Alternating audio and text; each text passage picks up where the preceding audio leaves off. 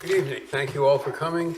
It is June 8th at 7:05, and the meeting of the Haverford Township Planning Commission is hereby called to order. Ms. Buchanan, would you please call the roll? Mr. Shannon. Present. Ms. Dobbs. Here. Mr. Garrett. Here.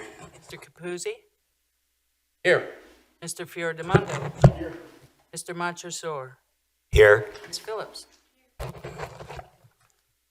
Thank you. Let's stand for the Pledge of Allegiance, please.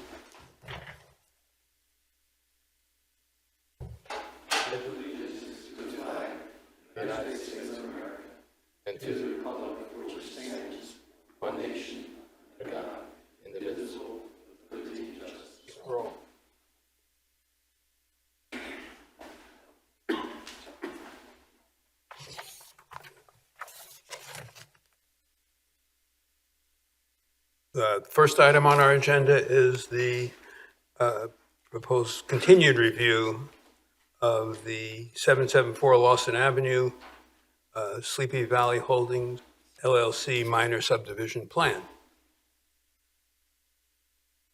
Good evening. Good evening. My name is Chris Yon. I'm the civil engineer for the project.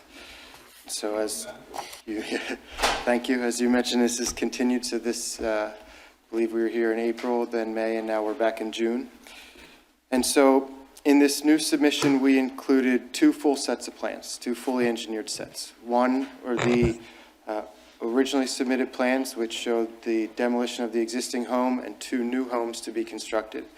And then a fully engineered set that shows the existing home to remain and one new home to be built in the vacant portion of the property. And so we revised the, what I'll call the two new home plan. We revised that to meet the review letter. There are still a few outstanding items that we've discussed before, and I believe we have a solution to. However, knowing that the plan with only one new home is the preferred plan, we have those a little bit on the back burner. And so we have the new plan, we have review letters for both. When we submitted the plans, I included this cover letter that showed how the plans were revised, but also a little bit of the history of the plans on when we submitted, and a little bit on how I thought that they might be approved. And so I'm happy to go over the review letters if that's what you'd like me to do next, or whatever you think would be appropriate. So for clarity, just to you'll refer to one as the two new homes and the other as the One. retain the single home and subdivide for an additional Yes. home. Yes. Thank you. Okay, so the review letter for the two new homes, it has 24 comments. The first 8 say addressed. Number 9 says an approved planning module, an approved Pennsylvania Department of Environmental Protection sewage facilities planning module or exemption is required. We did submit the mailer in the initial submission, but we are waiting for approval from Upper Darby to then go to the township and then to, or actually from Upper Darby, then to the city of Philadelphia, then to the township, then to DEP. We have asked Upper Darby several times for that letter and are still waiting. Items 10 through 12 say addressed. Number 13 is regarding the infiltration tests. And so we did a test in the rear of the lot where, even though we're talking about the two new home plans, I'm going to show the plan with just the one new home. We did an infiltration test in the rear of the lot where that stormwater system is. You can see a little bullseye right here where the hand is. And so we did it there, anticipating a system in the back. And so the township engineer's comment for the plan with the two new homes is, because we have stormwater systems in the front, is to either do additional infiltration testing in the front or move the systems to the back. And so we agree with that. We don't dispute it. What our ask is that we do that prior to recording the final plan for a plan that would be for 2 new homes, which at this point, we don't believe is what we're moving forward with. So we're just asking for that to not be done right now. Number 14 is addressed. Number 15 is the one we've discussed about anchoring the downspouts on the side of the house. And similarly, we have notes in the plan that will be provided prior to recording the final plan to the satisfaction of the township engineer. Number 16 says that a PennDOT highway occupancy permit will be required for the proposed driveway and utilities. We acknowledge that and have that note on the plan. Number 17 is asking for a detail of the abandoned sewer lateral, which we will provide. And we have items 18 through 22 that say they're addressed. Number 23 that says a grading, drainage, soil, and sedimentation control permit will be required. We did submit that application with the subdivision application as required by the township, and so that will be processed once plans are recorded. And 24, a BMP maintenance agreement shall be executed and a contribution of $2,200 per lot to the township, and BMP operation and maintenance fund shall be made. And so that we also agree to. That's typically done prior to the issuance of the grading permit. So those are the comments for the 2 new home plan. Does anyone have any questions on those, or should I move over to the review for the 1 new home? Okay, so for the 1 new home,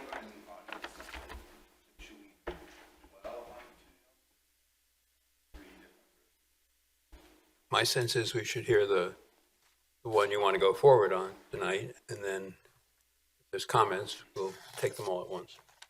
okay. Okay? And so the review letter for the 1 new home has 13 comments. Number 1 says, it appears that the proposed residence on Lot 2 will impact very steep slopes. And so, as Mr. Capuzzi had asked last month, there is an area right here where there are slopes greater than 25%. And so we shaded those differently. Now the code, the way that it references very steep slopes is that it needs to be 2 bands of 2 foot.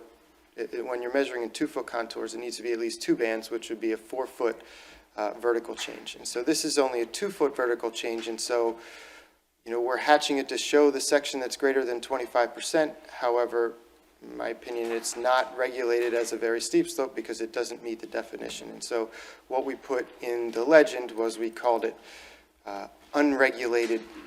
We said greater than 25% unregulated slopes, but we are regulating them in the 15 to 25% range. I did talk to Mr. Faulkner this morning, and in the end, this is, I believe this meets code. It's really doesn't matter. Either way, we need a variance to disturb the slopes. But I can talk with Mr. Faulkner further about that to make sure that our interpretation is correct, or if not, we will adjust the variance request to also note very steep slopes. Number 2 says the applicant should delineate the areas of disturbance on the plan and provide the percentage of slopes on Lot 2 that will be disturbed. We do have a chart on page 6, the erosion and sediment control plan.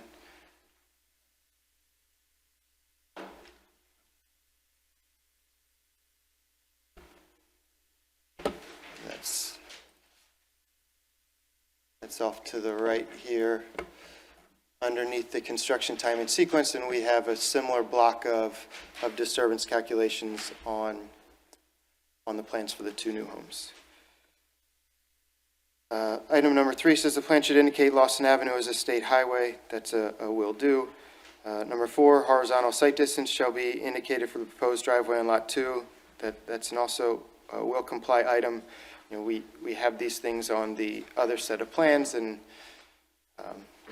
it's my mistake to not have them here. Basically, we copied in a backup of a plan where we had just the new home after we had redone that, and I forgot to make a couple of these changes. Number 5 is the approved Pennsylvania Department of Environmental Protection Sewage Facilities Plan Module, which, as I said, is in progress. Either way, the request is for, a lot that currently has 1 EDU and will be moving forward with 2 EDUs, whichever plan would move forward. Number 6, the Shade Tree Commission should review all proposed landscaping and tree replacement. We accept that condition as well. Number 7, a pre-development drainage area map should be provided. Additionally, the post-development drainage area map and calculations should include the entire limit of disturbance. That's a will comply item, which we will provide. Number 8 is the requirement for the PennDOT highway occupancy permit, which we have a note on the plan indicating that's needed, and we will do that.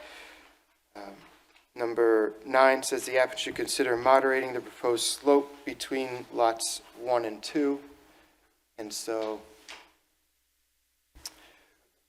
this yellowish orange line here is our limited disturbance. And so we're trying to keep most of the disturbance on this lot 2. And the suggestion was, if the applicant owns both of these lots, then, why not take this opportunity to grade all the way in between the 2 homes and kind of feather out that slope a little bit so it's more consistent. So that's also a will comply item. Number 10 says the minimum longitudinal length of depressed curve for private driveway openings is 14 feet. The existing driveway opening on lot 1 does not meet this requirement, and so we will put the dimension on the plan for that and indicate it to be revised as necessary to meet the code. Number 11 says the plan should indicate the existing sewer lateral. We will add that to the plan. Number 12 is if approved, the grading, drainage, soil, and sedimentation control permit will be required for each lot. This was something I also spoke to Mr. Faulkner about. At this point, we don't have any proposed improvements on lot 1, so I don't believe a grading permit would be required for that lot.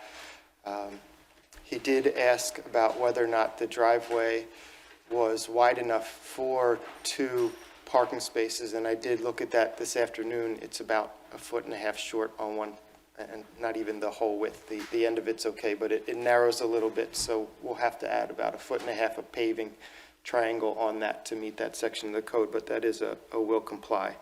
And so I guess just for that one, I'd note, we will submit the permit if required. I don't believe that for that amount of paving, a grading permit is required. And number 13, a BMP maintenance agreement shall be executed and a contribution of $2,200 per lot to the Township Stormwater Control and BMP Operation and Maintenance Fund shall be made, and so that will be done for the new home. Similarly to the argument with the grading permit, if there's no stormwater required for lot 1 for the existing home, then there'd be no need for an agreement or for a contribution to the maintenance fund. And so those are the comments. They're all will comply. And I guess just, I had this in the cover letter, and I'm not sure it's worth reading, but essentially what we're asking for tonight is approval of both plans. We think that the plan with the 2 new homes that's what we submitted. It's a good plan and has very minor comments to resolve, but we acknowledge and are happy to move forward with the plans for 1 new home. Similarly, that has a review letter that is all will comply. And so we did draft a few conditions, which we forwarded to the township today, that we hope will clarify how the approval might happen. I don't know if, Fred, would you? Okay. I don't have them written down. Thanks. So I have them here. If it's all right, I'll read them out, and then I can explain or go through any further detail. So the first would say,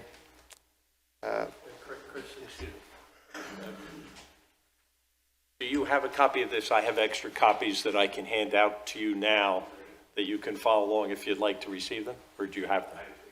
Sure.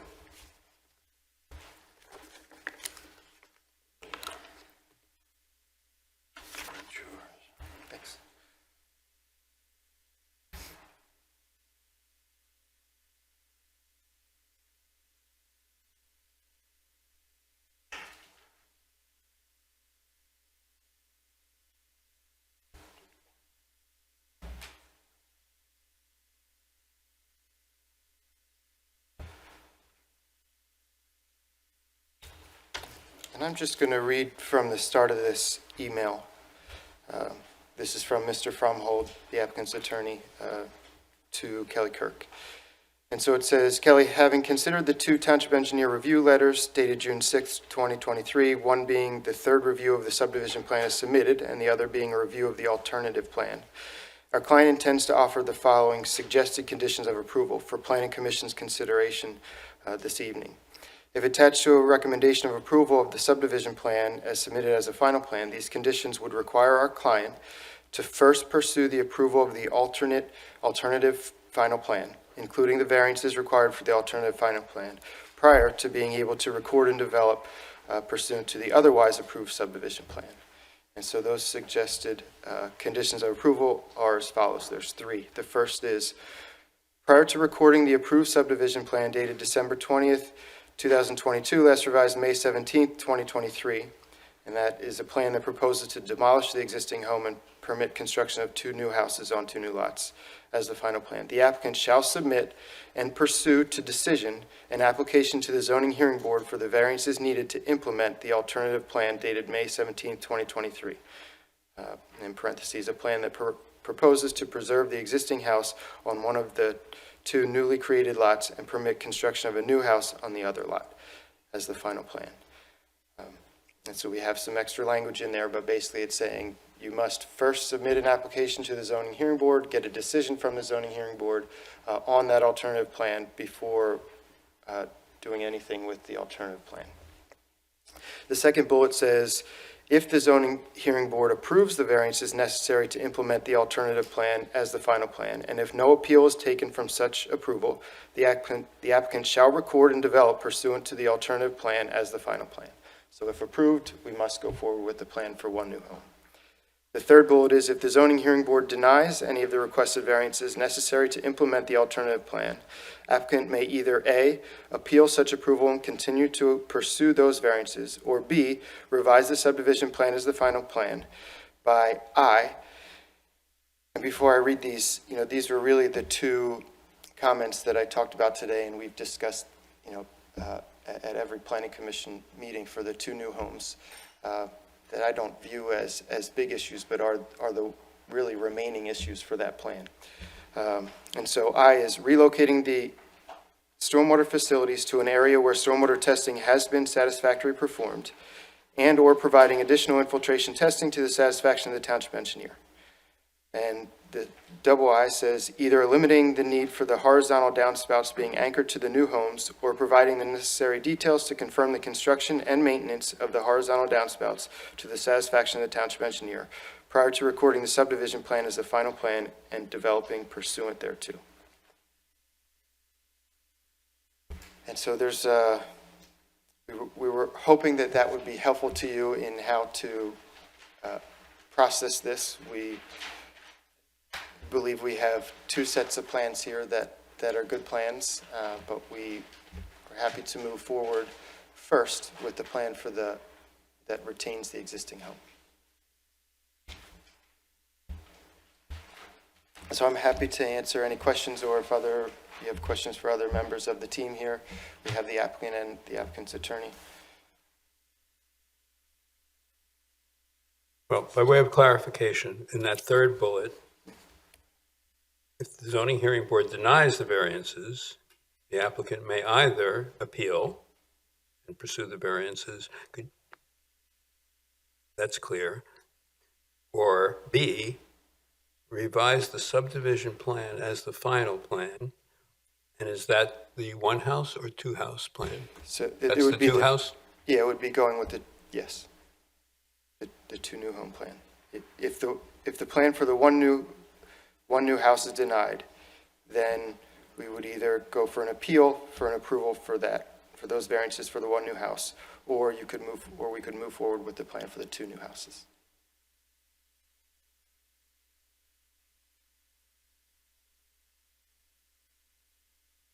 So Romanettes 1 and 2 are both related to the two-house plan. That's correct.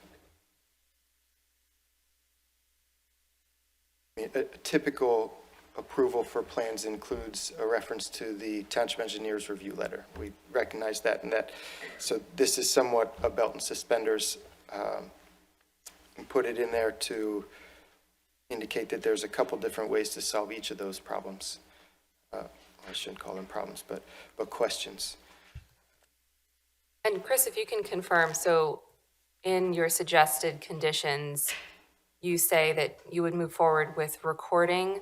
So if you don't get the variances, you would move forward with recording the subdivision plan for the two new homes as the final plan. Are you proposing, though, that you would have to come back before the Board of Commissioners to get approval for the final plan?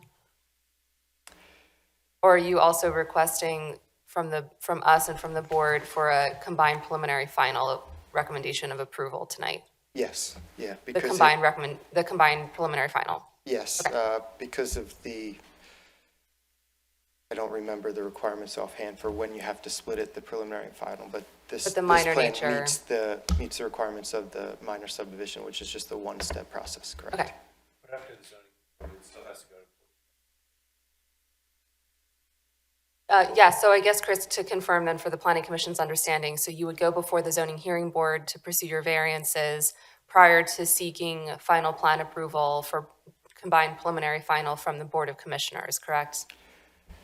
Well, I'd like to ask my team, my personal opinion is that we would go to the board first. I think we'd carry more weight of an opinion from not just the planning commission, but also the Board of Supervisors, a backing of this plan and also showing that the other plan is approvable before going to the zoning hearing board.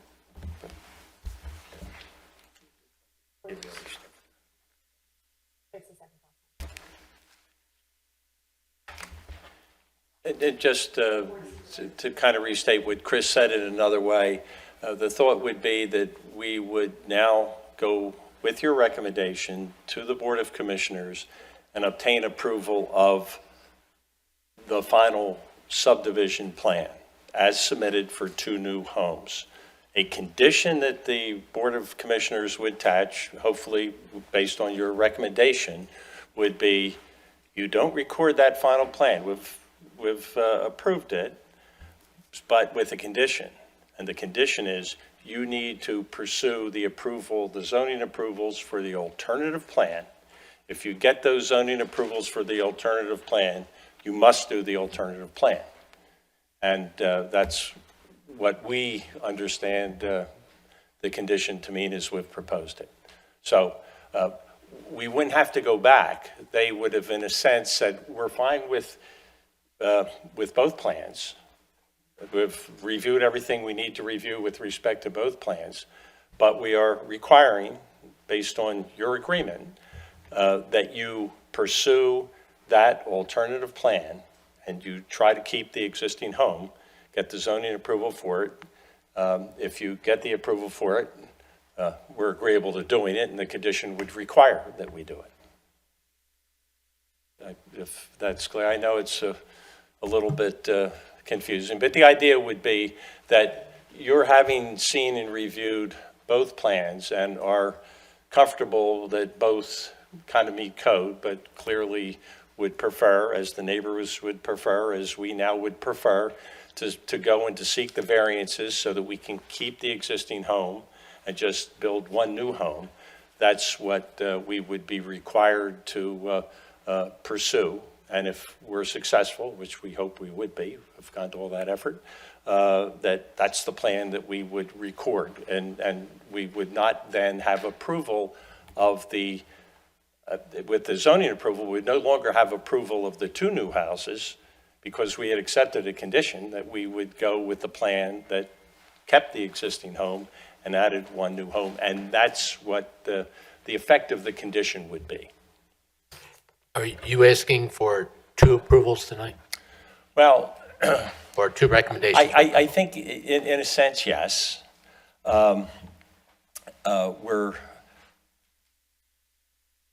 I guess it would be if you, because this has two lots and whatnot, but approvals are often with conditions that require somebody to do something, to seek something. If they don't get it, then something else happens. In this case, the something else would be significant, that if we can't get the zoning approval, then we go with those two homes that, as we had originally proposed it in this application. And then the game plan would be, assuming we would recommend approval of 2 plans, you would go to the commissioners and ask for final approval of 2 plans? Getting to my bottom line is, Put it this way. can we, The answer to that depends how you look at it. We're really looking that they approve the plan that we have submitted with 2 new homes. But they're saying we're only approving that if you are unsuccessful in getting the zoning approval for 1 new home, keep the existing home. So implicit in our satisfying the condition and our meeting the condition is that the other plan is found to be satisfactory and would be a satisfactory adjustment of this plan. Yes. okay, I just wanted to make sure that we're not suggesting to the Board of Commissioners that they approve a plan that's not legal. If you need variances before you can approve a plan, you get the variance first before you can vote. That's correct. And we believe that on the plan that we had submitted for the 2 new homes that we don't need variances. So it's only on the alternative plan that we require the variances. So basically, we're recommending, assuming we're okay with it, recommending approval of the by right 2-lot subdivision plan with 2 Correct. new houses, with the condition that you pursue approval of the other plan. Correct. And if we get it, that's the one that we need to go with. Right. Thank you. I have a question about the 3rd condition, or your recommended 3rd condition. And it talks about relocating the stormwater facilities to an area where stormwater testing has been satisfactorily performed. Okay? That's for both lots? And when you say relocating, I assume you're going to take them from the front to the back? Right, that's one of the options, yes. All right. Well, is there anything in that movement that's going to require a variance? Is there any slope conditions that you violate that you would have to go to the zoning board to get those basins approved in the backyard? I'm looking at lot 2, and I'm not thinking so because we can have overland flow go back to, we can have a system in the rear yard with a drain that collects the water that runs to it, so I don't believe so. So you think you can engineer a plan that possibly relocates the basins to the back of the 2 lots without requiring any type of relief from the zoning board?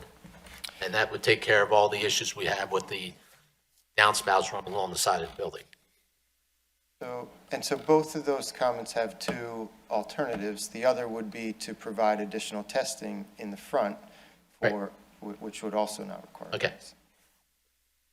I think that, So you would do deeper basins in the front as opposed to having going to the zoning board to build them in the back? to be honest. You don't know. We have the options there, because I think it's a waste of time to try to solve that right now, when I think we have several viable options to do so, when that's not what anyone wants us to move forward with. Okay.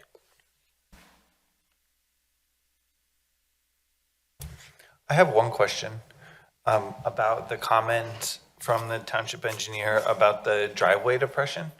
Does that indicate that we're requiring the replacement of the existing driveway if the existing house is allowed to remain, so that it is an extra foot wider?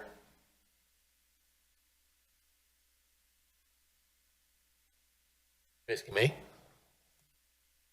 You know, or I don't know, like, it doesn't say must make the driveway larger. It says that there are township design standards that would, Right. if it was new, we would require that. But when I heard Chris say, we'll comply, does that mean They're going to make it wider. they're gonna have to tear out the They driveway? may only have to make it wider. They may not have to tear out what's already there. Okay. If what's there currently meets township standard, then they can leave it and just make it wider. If it doesn't meet township standard, then they have to rebuild the whole thing. But does Sourdough require bringing things into current township design standards? Well, if it's part of the subdivision, yes. Okay.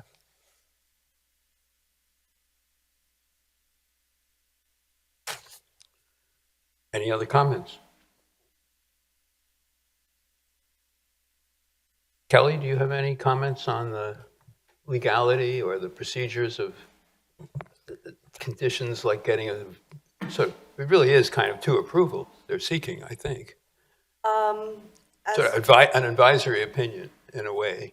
I did speak with, briefly, run this by the township solicitor late this afternoon. We didn't get too in-depth about, the details of the background of the situation and, the suggested conditions.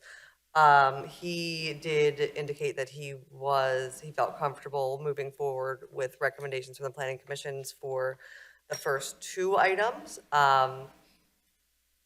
but did not seem comfortable with seeking Board of Commissioner approval without the variance approvals, and felt that item 3, in the event of denial for the variances, should send the 2 new house plan back to the Planning Commission for recommendation separately.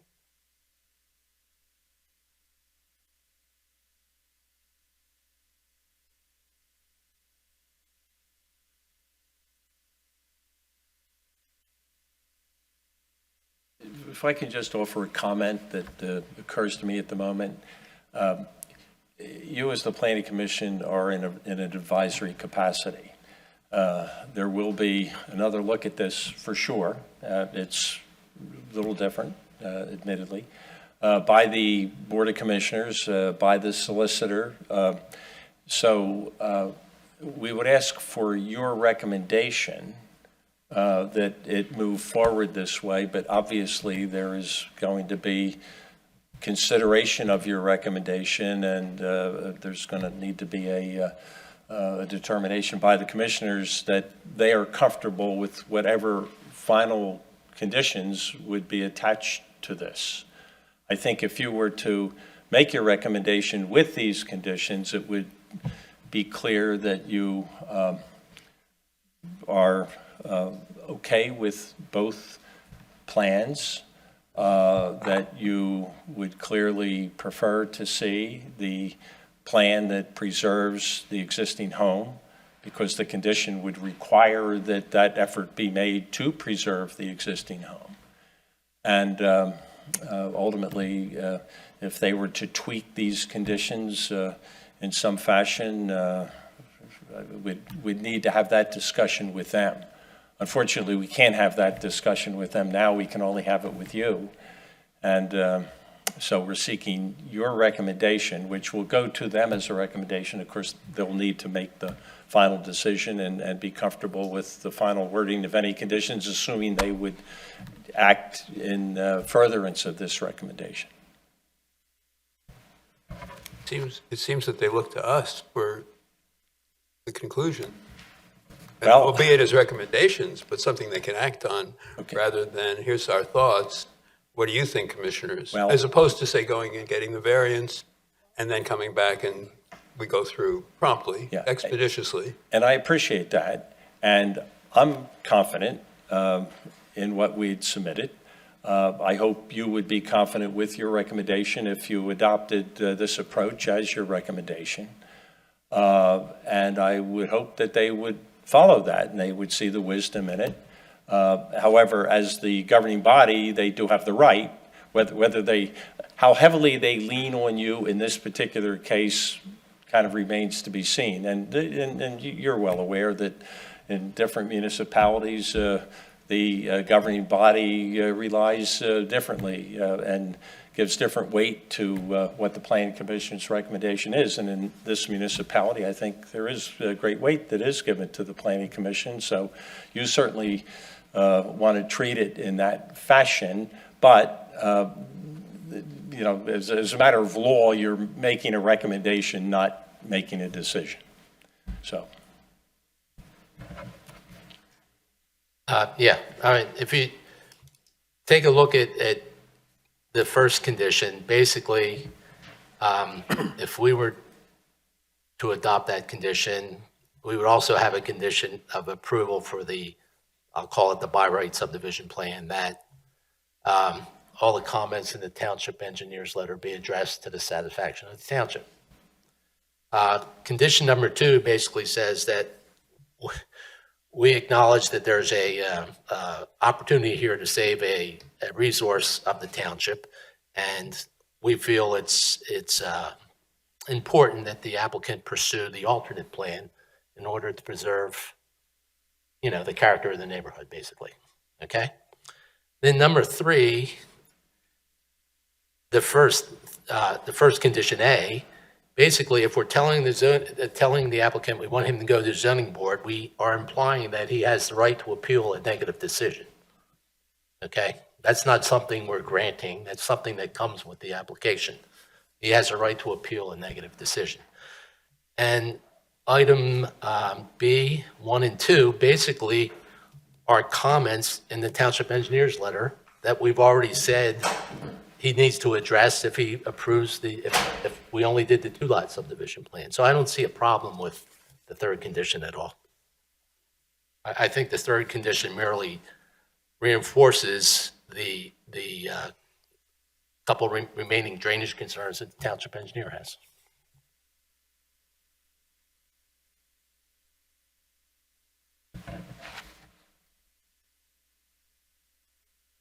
Is there anyone in the audience that would like to speak to this that hasn't had that opportunity? Here, if there are any other comments from the board. Okay, hearing none, then that's a good idea. Does anyone from the community or any other people who are here tonight wish to comment?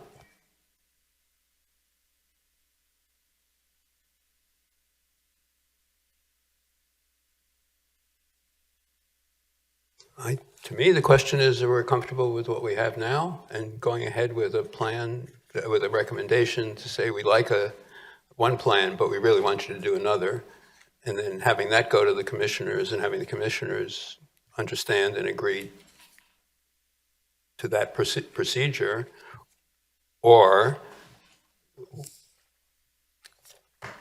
personally, I'd like to see the letter from or statement from the solicitor, because apparently this was a pretty quick decision and a phone call, and I'd like to hear his thoughts on the matter. So if you would agree to a short continuance, that to me would be preferable. I don't know the views of the rest of the board, Mr. Channon, but I would like to know what the solicitor is saying. I think I would be comfortable with either proposal, whichever one ends up being approved by the Board of Commissioners and the Zoning Hearing Board and the solicitor and the township engineer. And that if we're saying we'll comply in either case, then we're, as the Planning Commission could say, whichever one ends up going forward through this process, that we're comfortable with it. And that, actually, what Jack just said does actually a better job of summing up my correspondence with the solicitor this afternoon, in that, you know, he was comfortable with whatever recommendations this board made, because as an advisory board, as Mr. Fromhold had mentioned, it does have to, the final approval does need to go before, you know, the zoning hearing board, the Board of Commissioners. So if any issues are raised, then they can be, you know, dealt with at a later date and don't necessarily need to be dealt with this evening. And I agree with that. So I think that we've seen this plan enough and we've had enough engineering review to note that either plan is either in a state that's, other than the minor items that are will comply, I think either plan from an engineering and compliance with township regulations, to the extent that they can be outside of the variances, are in fact compliant. And I think that the opportunity for us to make the recommendation with the condition that the plan be approved with the caveat that the alternative plan goes before the zoning hearing board, provided the zoning hearing board grants approval, then I think that, then they would be conditioned to move forward with the alternative plan, which I believe, based on all of our conversations, has been the preferred plan of this commission. So I think we should move forward with that. I don't see that another review by the planning commission would really generate much additional comment or review, as long as everything is a will comply. And I don't see the need to further hold this up or necessarily come back. In terms of whether or not the applicant goes before the zoning hearing board for the variances prior to the commissioners granting final plan approval, I would defer to the township solicitor on what he thinks is the best approach to that. But I would feel comfortable granting conditional approval to both plans, and then let the township solicitor and the board of commissioners determine the best way forward to administratively approve the plans. So that would be my suggestion for us tonight. Yes, my only question for the board is, and for Kelly, is there anything that we could send along to help them express our feelings to the zoning board when they get there, that we really do want to see the existing house preserved, that would more strongly state it than what they're getting now? What I can do, and what I suspect Mr. Fromhold will do as part of that application, is include a copy of the Planning Commission recommendation letter that'll be issued after a recommendation is made. So that will likely, either I or we can both provide that to the zoning hearing board so that they're aware of the progress of the plan. Is it possible for us to be a party to the proceedings as a planning commission, or would the township be interested in representing itself as a party? Or is the letter, or just our recommendation from tonight included as an exhibit sufficient for representing our thoughts? If the solicitor has, the zoning hearing board solicitor has any issues with, just taking the recommendation letter at, kind of face value and wants a representative, I can certainly do that, or, a representative of the planning commission may do that. I don't necessarily think that there would be, but again, I go to all those meetings anyway, so they can certainly just swear me in while I'm there. Okay.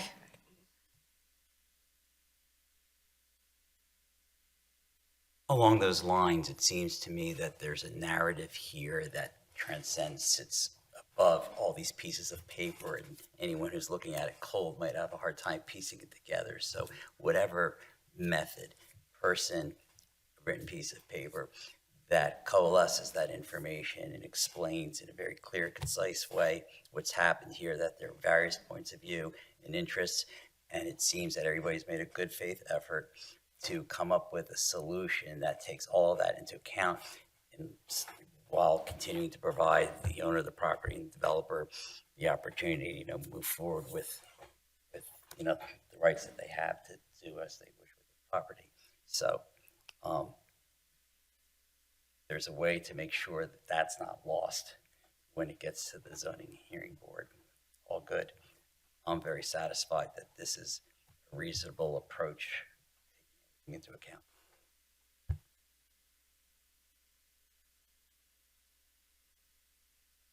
It was stated at the last meeting that the variances would be pursued in good faith, and we take you at your word.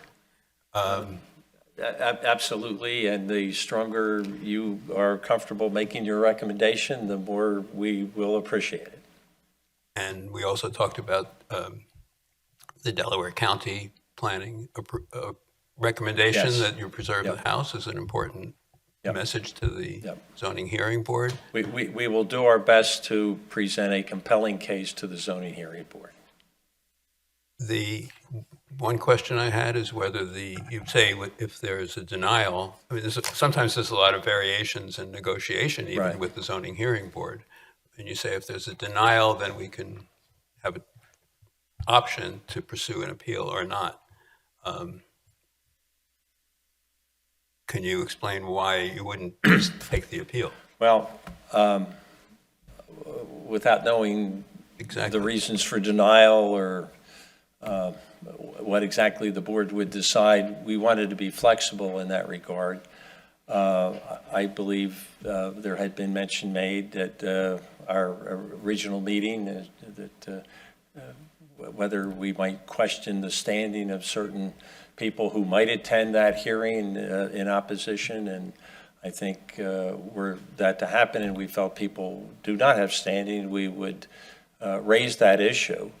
And I don't know how the zoning board would decide that. I would hope that they would agree with us.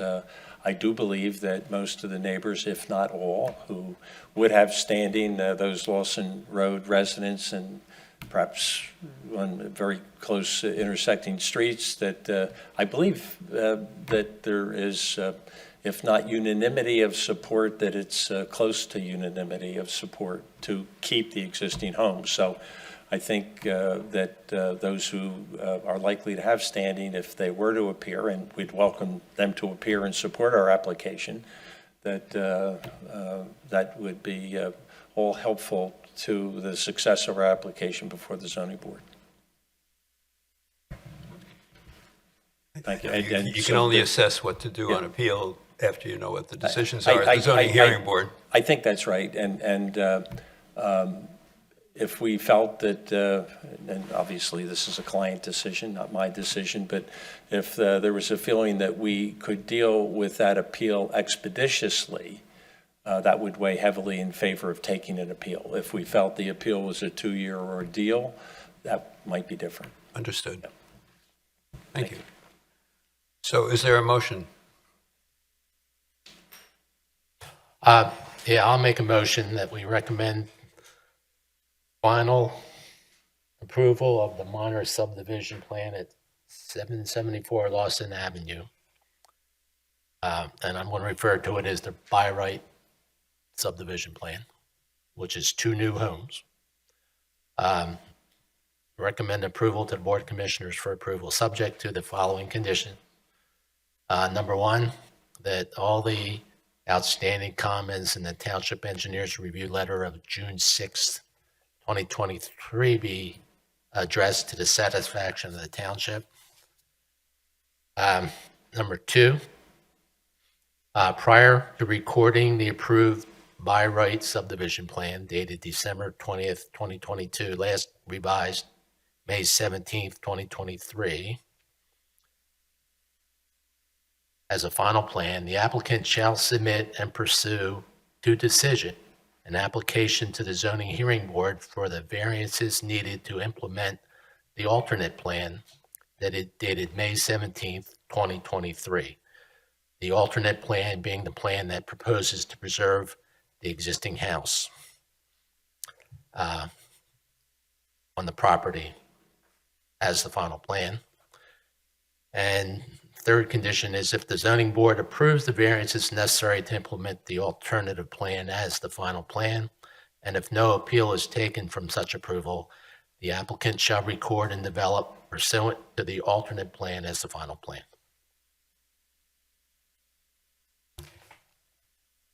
I would second that. Any further discussion of the motion?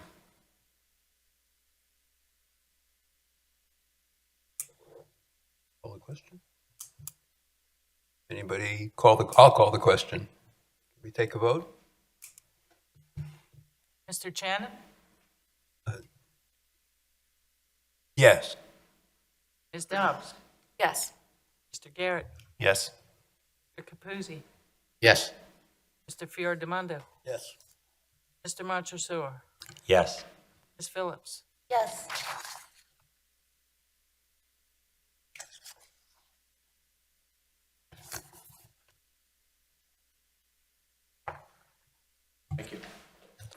Thank you. Good luck. Yep. Next item on the agenda is the library. 1601 Darby Road, preliminary and final land development plan for the Haverford Township Free Library. Before we start, is Mr. Ritzik here?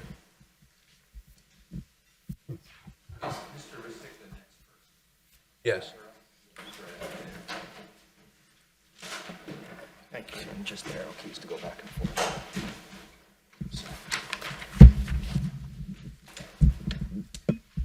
Somebody left there.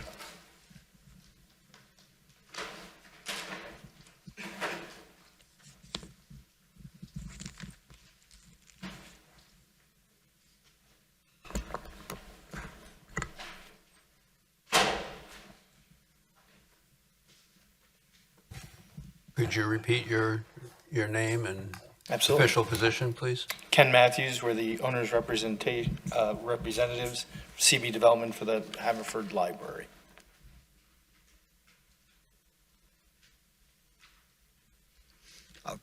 I'm Bob Newton with Cairns and Associates. I am the civil engineer for this project. Since we last met with the board, we've resubmitted plans and have received a review letter from your engineer dated June 6th of this year. I will go over the waivers and any outstanding issues and how we're going to address them. Most are simple, will complies. So let me get started with that process. We are asking for 6 waivers of the Saldo and Chapter 78. Waiver number 1 is 160-4.E, parentheses 5, E, parentheses 3, regarding property lines and names within 200 feet of the site. Waiver number 2 is 160-4.E, parentheses 5, E4, regarding owners of storm, sewer, and public water and maintenance of the same within 400 feet of the property. Next, number 3 is Chapter 78-34, regarding the requirement for groundwater recharge. Number 4 is 160-5.B, parentheses 3, J, regarding the minimum required cartway width of 27 feet for Mill Road. It's currently 23.7. Number 5 is 160-5.B, parentheses 6, regarding shade trees being installed a minimum of 6 feet from the inside edge of the sidewalk. It's physically impossible for us to do that, comply with that. And the last one, which is not on the engineer's letter, is 160.4.A, and it is to submit these plans as a preliminary final and not in 2 stages. Okay. I will now go into the compliance issues with the stipulation. Okay. Item number 2, I'd like to address. The review indicates that we have a 29-foot proposed rear setback required, and the plans indicate 28 feet and 27.77. Unfortunately, they're the old numbers. My plans were revised to indicate that the setbacks are 30.02 feet and 28 foot with an average of 29.01 foot, which meets the intent of the stipulation. Okay, so that's how we address that particular issue. Item number 3 references setbacks along the northwest and southwest corner, and it's a simple will comply. What ended up happening is we're a little tight on the edge of on those 2 corners, and we have to shift the proposed curb 3/100ths and about half a foot back from the property line. And I don't see, it's a simple will comply for me, okay? Comment number 6 involves the site distance from our proposed access point on Mill Road. We will go and confirm that the existing landscaping in particular the islands in front of the library, don't present a problem with sight distance. I know when I was out there, it wasn't a problem for me to traverse back and forth in that area, so I don't anticipate that being an issue. Yeah, it's two existing maple trees, and if the branches need to be trimmed a little higher to make sure there's a clear path, that will be done.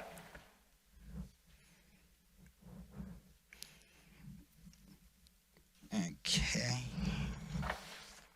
Comment number 11 of the, Number 8, shade tree. yeah, I'm sorry. Number 8, the Shade Tree Commission has reviewed the plans a couple weeks ago. They did make recommendations which have been incorporated into our revised plan sets and submitted several weeks ago. Okay.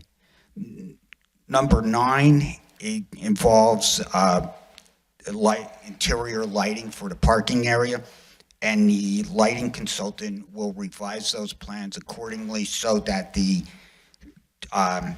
excess illumination does not exceed 2.2-foot candles at the property line. They are also required to add a couple notes about lights turning on and off after hours and so forth, and that is certainly a simple will comply on our part. Okay. Comment number 11 of the review involves the ADA ramp. I did provide detailed drawings of the access ramp. I didn't show elevations of the side slopes, so I will add that. It's a simple will comply on my part. Okay. Item number 13, under stormwater, it was requested that we perform additional infiltration testing to the northwest corner of the property. We have done so. The results indicate that we don't have very good infiltration out at anywhere on the property that is certainly accessible. Okay, so we did follow through with that. Comment number 19 talks about the sump pump and how much water that will generate to the stormwater management system. So we're taking sump pump water and we're discharging it into our stormwater management system for control. Right now, sump pumps typically have between 5 and 10 gallons per minute. At a peak 100-year flow, I have 1,200 gallons per minute. The percentage is less than 1% will the sump pump contribute to the stormwater facility, which in my view is insignificant. Okay, item number 20 involves the turning radius of vehicles into the property. Our office went through the process and unfortunately it didn't get submitted, but a vehicle the size of a trash truck can turn into the property. Unfortunately, I just sent that over to Kelly and Chuck for their review. But a dumped trash truck, excuse me, can turn into the property.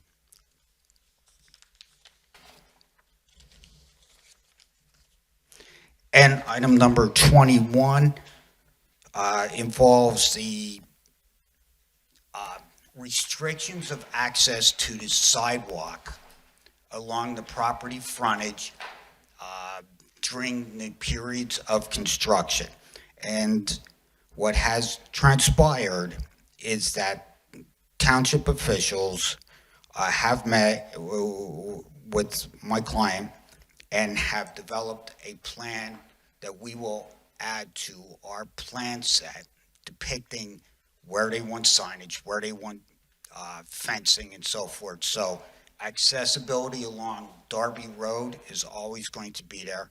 In fact, our plans show a 5-foot separation between the planting islands and the fencing, but it'll also show locations where we're going to have signage and everything else. So all that will be added to another plan that will be submitted for approval by the municipality engineer, so he could see it.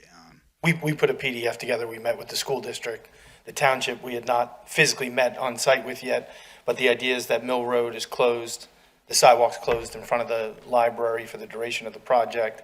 So there's going to be some sort of temporary crosswalk at the street corner, right up from the library. Dave Berman sent it along to Chief Iola. I've asked him to meet if necessary, but they were in general agreement with the plan.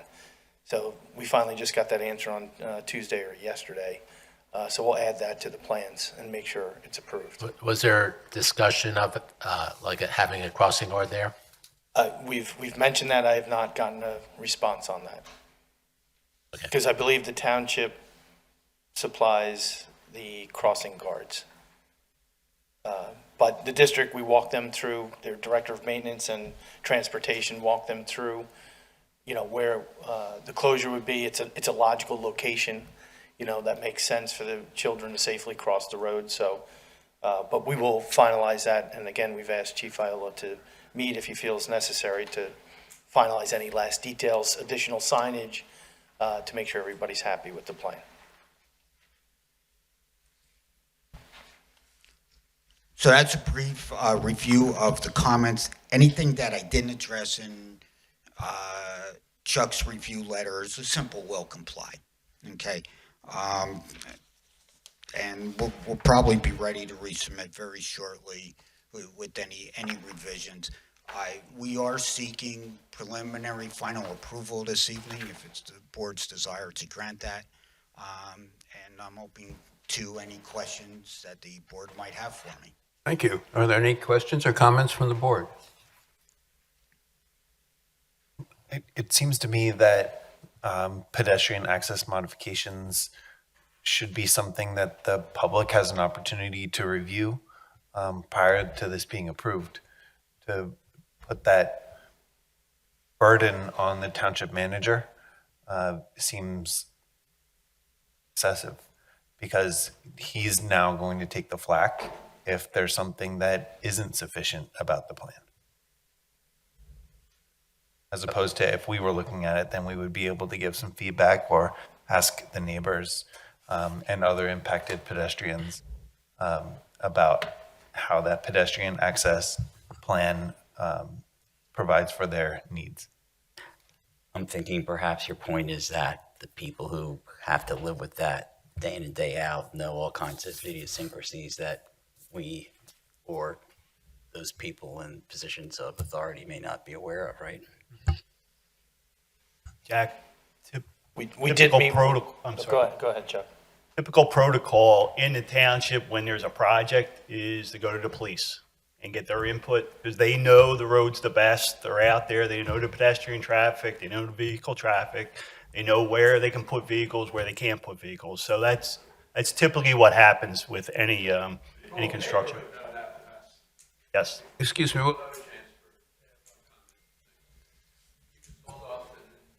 Chuck, when does the police department provide that review and feedback? I think what happened in this instance here, Ken asked for a meeting, everybody wasn't available at a certain time. So I believe what happened is he sent a plan over with, this is what we think we ought to do, and sent it to the manager and chief of police and asked them to look at it. And that process is going on right now.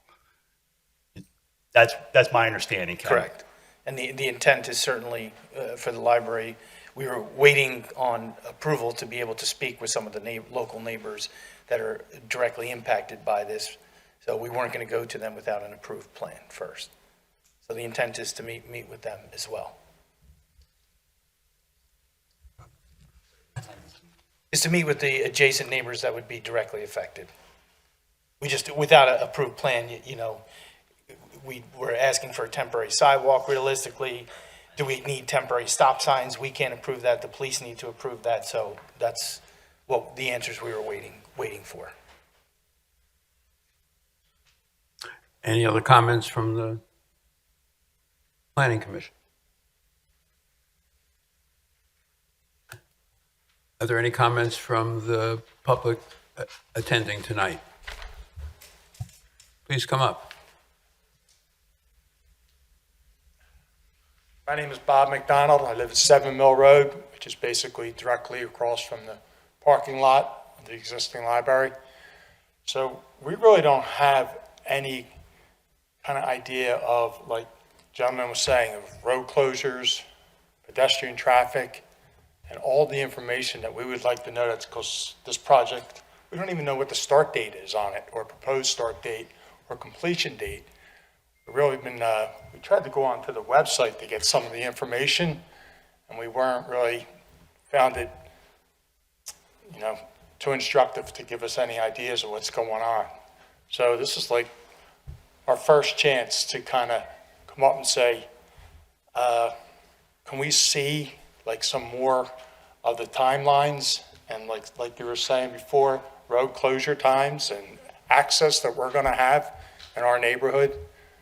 Because this construction, this is not going to be a type of construction site that's going to be pretty simple. It's going to be pretty major, and we want to know how it's going to interrupt our everyday lives. So, do we have anything like a start date on this project? I can certainly speak to all of those questions. Okay. Absolutely. Is there any So the intent, so you have the street coming in right here. You're one of these houses right here? Yeah. Across the street, kind of from the driveway? Right. So the intent is that at the corner here, there would be, a sidewalk closed sign and a temporary crosswalk that would go straight across the street for any of the children coming down, because the intent is essentially right here at the existing library fence would be a temporary construction fence that would go run right along the curb line in front of the library. This whole main entrance gets completely redone. The facade of the building gets redone, all glass. It's just there's physically not enough room to keep it open safely during construction. Open, close, open, close. So that's why we felt strongly that it would be the safest for everyone to keep it closed. This Darby Road corner will stay open at all times. The sidewalk going down Darby Road will stay open. There's very minimal work on the old bank building. There is a little bit of work, but it's quite minimal. This new entrance here is quite extensive. There will have to be multiple road closures. They'll be limited to certain hours during the day, from 7:30-ish until about 2 o'clock, so that it avoids the rush hour of school and that heavy traffic. How many, we cannot say exactly yet. We don't have a general contractor on board to know from a schedule standpoint, a sequence, how many shutdowns they would need, or it could be just closing half a lane, but there will be multiple shutdowns from that standpoint. Right now, the goal is to go out to bid the project in July with the hope that the project's within budget, go to the Board of Commissioners at the August 14th meeting and start construction essentially the beginning of September. It's roughly a 15-month construction project. So it'll be done right after Thanksgiving 2024. And then it's about a month to 6 weeks of just moving in and those type of things to set up the building, with the goal of the library opening in January 2025. September 2023? So it would be this September to start, And then 15 months construction approximately January of 2025. for the library to open, correct. So the heavy construction, I mean, the goal is to try, this addition has to be done, so there will be truck traffic in and out. It's a very tight site, as obviously everybody knows. So, but the goal would be to get the bulk of that heavy exterior work done, especially the excavation in this entrance in the first 6-7 months of the project. But again, without the general contractor on board until it's bid, they're responsible to come up with the exact schedule. And then our intent is that to send out, whether it's weekly emails, hey, this week to everyone in the neighborhood, this is what's going on this week. Next week there's going to be a crane, all of those things to keep the community appraised. And we're going to be there pretty much full time. So any issues come up, we're there to address them. It's important that you get on the mailing list of whatever mailing list you set up, and whether it's through the commissioner, through the township, or your commissioner, or through your organization. Sure. It's important that you and others in the community be on those mailing lists and be in communication. That's the best way to protect yourself. Well, we'll come around and ask for how you want to be contacted. If, assume email would be the easiest for everyone, and we can just do a mass email. Hey, this week, this is what's going on every Friday. Hey, next week, Monday and Thursday, roads closed from 8 to 2. So that's easily done, especially in today's world of email. So we're happy to do that correspondence. And Thank you. Are there any other comments from either the board or either the planning commission or the neighbors? Curious, are you going to have a trailer on the site? Realistically, very unlikely. There might be one, but there's a lot of times there won't be able to. Towards maybe the second half of the project, there might be, but the project's being put in the bid documents that there's no storage on site. Thanks. We'll entertain a motion.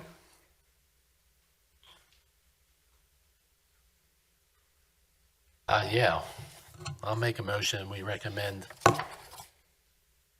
preliminary final approval for the Haverford Township Library project, subject to the following conditions. That all the outstanding comments contained in the Township Engineer's Review Letter dated June 6, 2023 are addressed to the satisfaction of the township.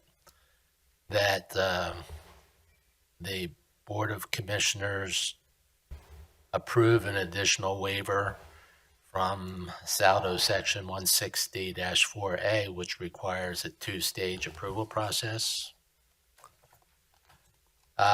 Number 3, that the applicant consult with the appropriate township staff to develop and implement a plan that adequately protects the safety of pedestrian traffic around the project site during construction, with a recommendation that a crossing guard be added at that closest intersection. I forget the name of that street. Greenway, that a crossing guard be posted at that intersection during school hours. That the times for closure of Mill Road be coordinated with middle school hours of operation. And finally, a detailed plan be developed showing the grades for the new handicap access ramp to the main entrance, similar to what you did on sheet 9 for the curb cuts at the driveway. That's all new construction. The large. Let's finish the motion. That's all new construction, correct? Yes. Okay, I want to make sure that we have enough detailed elevation information on the plan so that gets built correctly and that there's no problem after the fact. Thank you. Second? Actually, can I comment just on point number 3 there, that after the preliminary review with the township and the police department on the pedestrian and whether crossing guards are required, that the township also host a neighbors update meeting so that the neighbors can have an opportunity to review that and provide feedback with the township. You accept that addition to your motion? You want the residents in the neighborhood to review the plan developed by the township? I'd like to see that there's a neighbors meeting that gives the neighbors an opportunity to provide feedback rather than saying that the neighbors are subject to whatever the police department says is the case. Not saying that the police department won't do a great job looking at this plan. I'm almost wondering if there shouldn't be a stop sign at the green lane. I agree. I think there should be a temporary stop sign there. But I think it's best we leave it up to the professionals in the township that know all the rules and regulations. I know a little bit, you know a little bit, but it certainly makes sense to have the neighbors informed. So if they see something obvious, since they live on the street, they might be able to point something out that all the professionals may not be aware of. So that's a good idea. And that would be part of your motion? Sure. Is there a second? I'll second. Seeing no further discussion, I'll call the question. Maggie, will you take the vote, please? Mr. Shannon, Yes. Ms. Dobbs, Yes. Garrett, Yes. Capuzzi, Yes. Mr. Fiordemondo, Mr. Montresor, Yes. Ms. Phillips. Yes. Thank you. Carried. Thank you. Thank you very much, and good luck with Thank you. your, with Appreciate the that. library. As we said last time, some of us are big fans of the library and books sure. in general. And the staff of the library that does an excellent job. So thank you all very much, and thanks to the neighbors for coming and bringing your views to our attention. Thanks. Well, the next item, we're very fortunate, I'll be brief because we've gone a little longer than expected. We're very fortunate to have, could you have your comments outside, please? To have a guest tonight, Mr. Theodore Ted Ritzik. He is a brief introduction is he's a local government policy specialist, AICP certified planner in the Pennsylvania Department of Community and Economic Development. He works with communities on multi-municipal comprehensive planning. The organization, the Community and Economic Development Department in Pennsylvania, offers many free trainings for municipalities and their leaders to provide tools necessary for local governments to be successful. Mr. Ritzik will be providing an overview of roles, responsibilities, and best practices of planning commissions generally, and there'll be opportunity for questions and open discussion. So with that, thank you, Mr. Ritzik, for making a long drive to Havertown. Thank you. Hello, everyone. Haverford. Nice to see everybody. So thanks for the introduction. Again, my name is Ted Ritzik. I'm a planner for DCED. I work primarily out of northeastern Pennsylvania, but as many things are these days, it's a lot of transitions in the workforce, so I'm pinch hitting for the guy who normally covers southeastern Pennsylvania. So, yeah, there's an echo. Can I just? Yeah. Okay, great. So,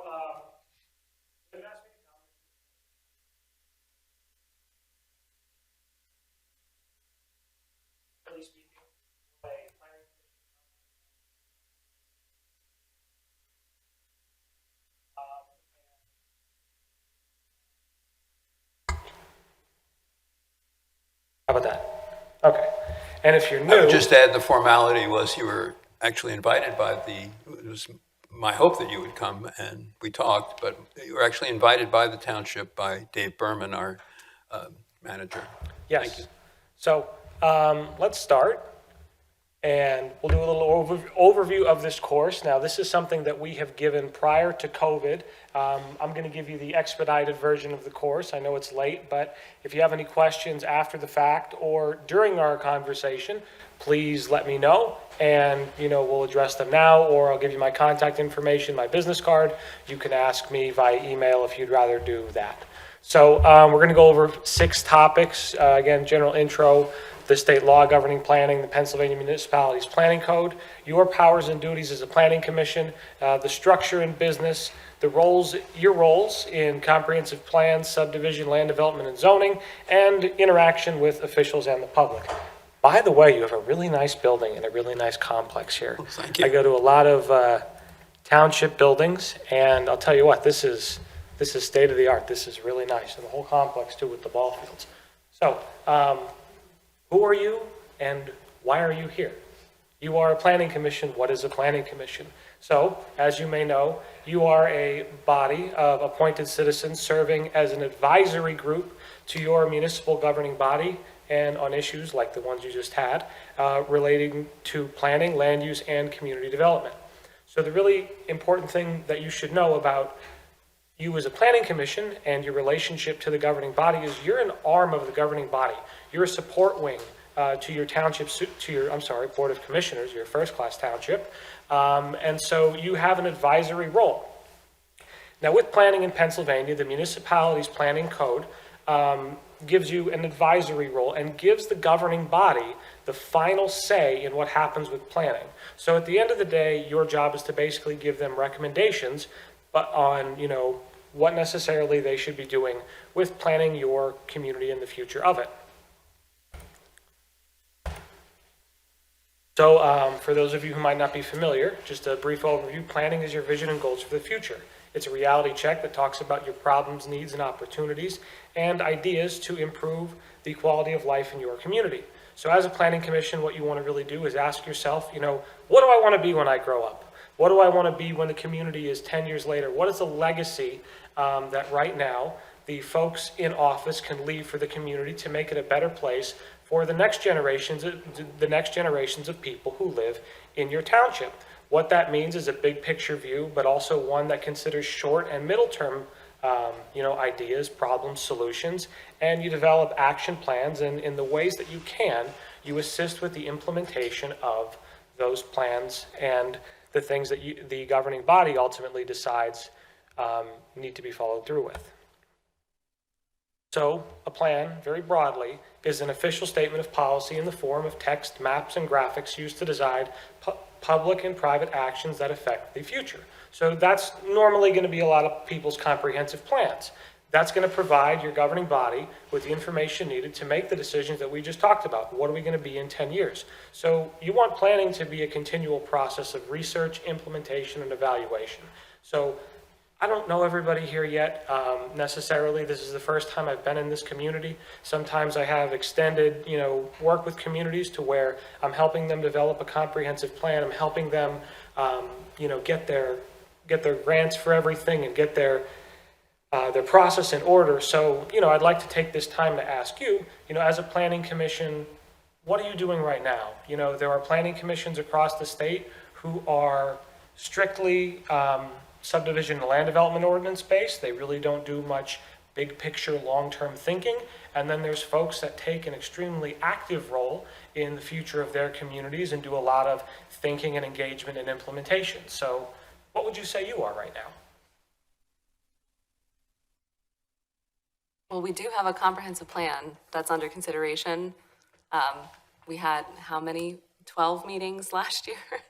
It's been a while in the process. So we are working on that.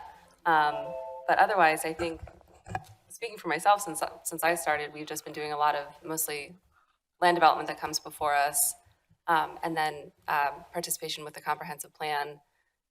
So once we get that adopted, hopefully we'll be more active in doing various implementation of that, and then we get asked for input for things like grants as well. Okay, very good. For the most part, since I've been on the Planning Commission, we review what comes up. We have an agenda, as we did tonight, and if somebody has a subdivision or something that requires our approval, or they want our approval, then they come before us, and we are more reactive than proactive. As to the comprehensive plan, the commissioners did not go through the Planning Commission to develop a comprehensive plan. They created an ad hoc committee, which they have a right to do, but then when the plan was reviewed, what Ms. Dobbs was referring to was the 10 or 12 meetings we had when that plan submitted by the ad hoc committee was submitted. The review process, the public comment process came to the Planning Commission. Gotcha. And, everybody's different. That's the neat thing about, let's say, the Commonwealth of Pennsylvania in general. You have over 2,000 unique municipal entities that have some flexibility in doing things their own way.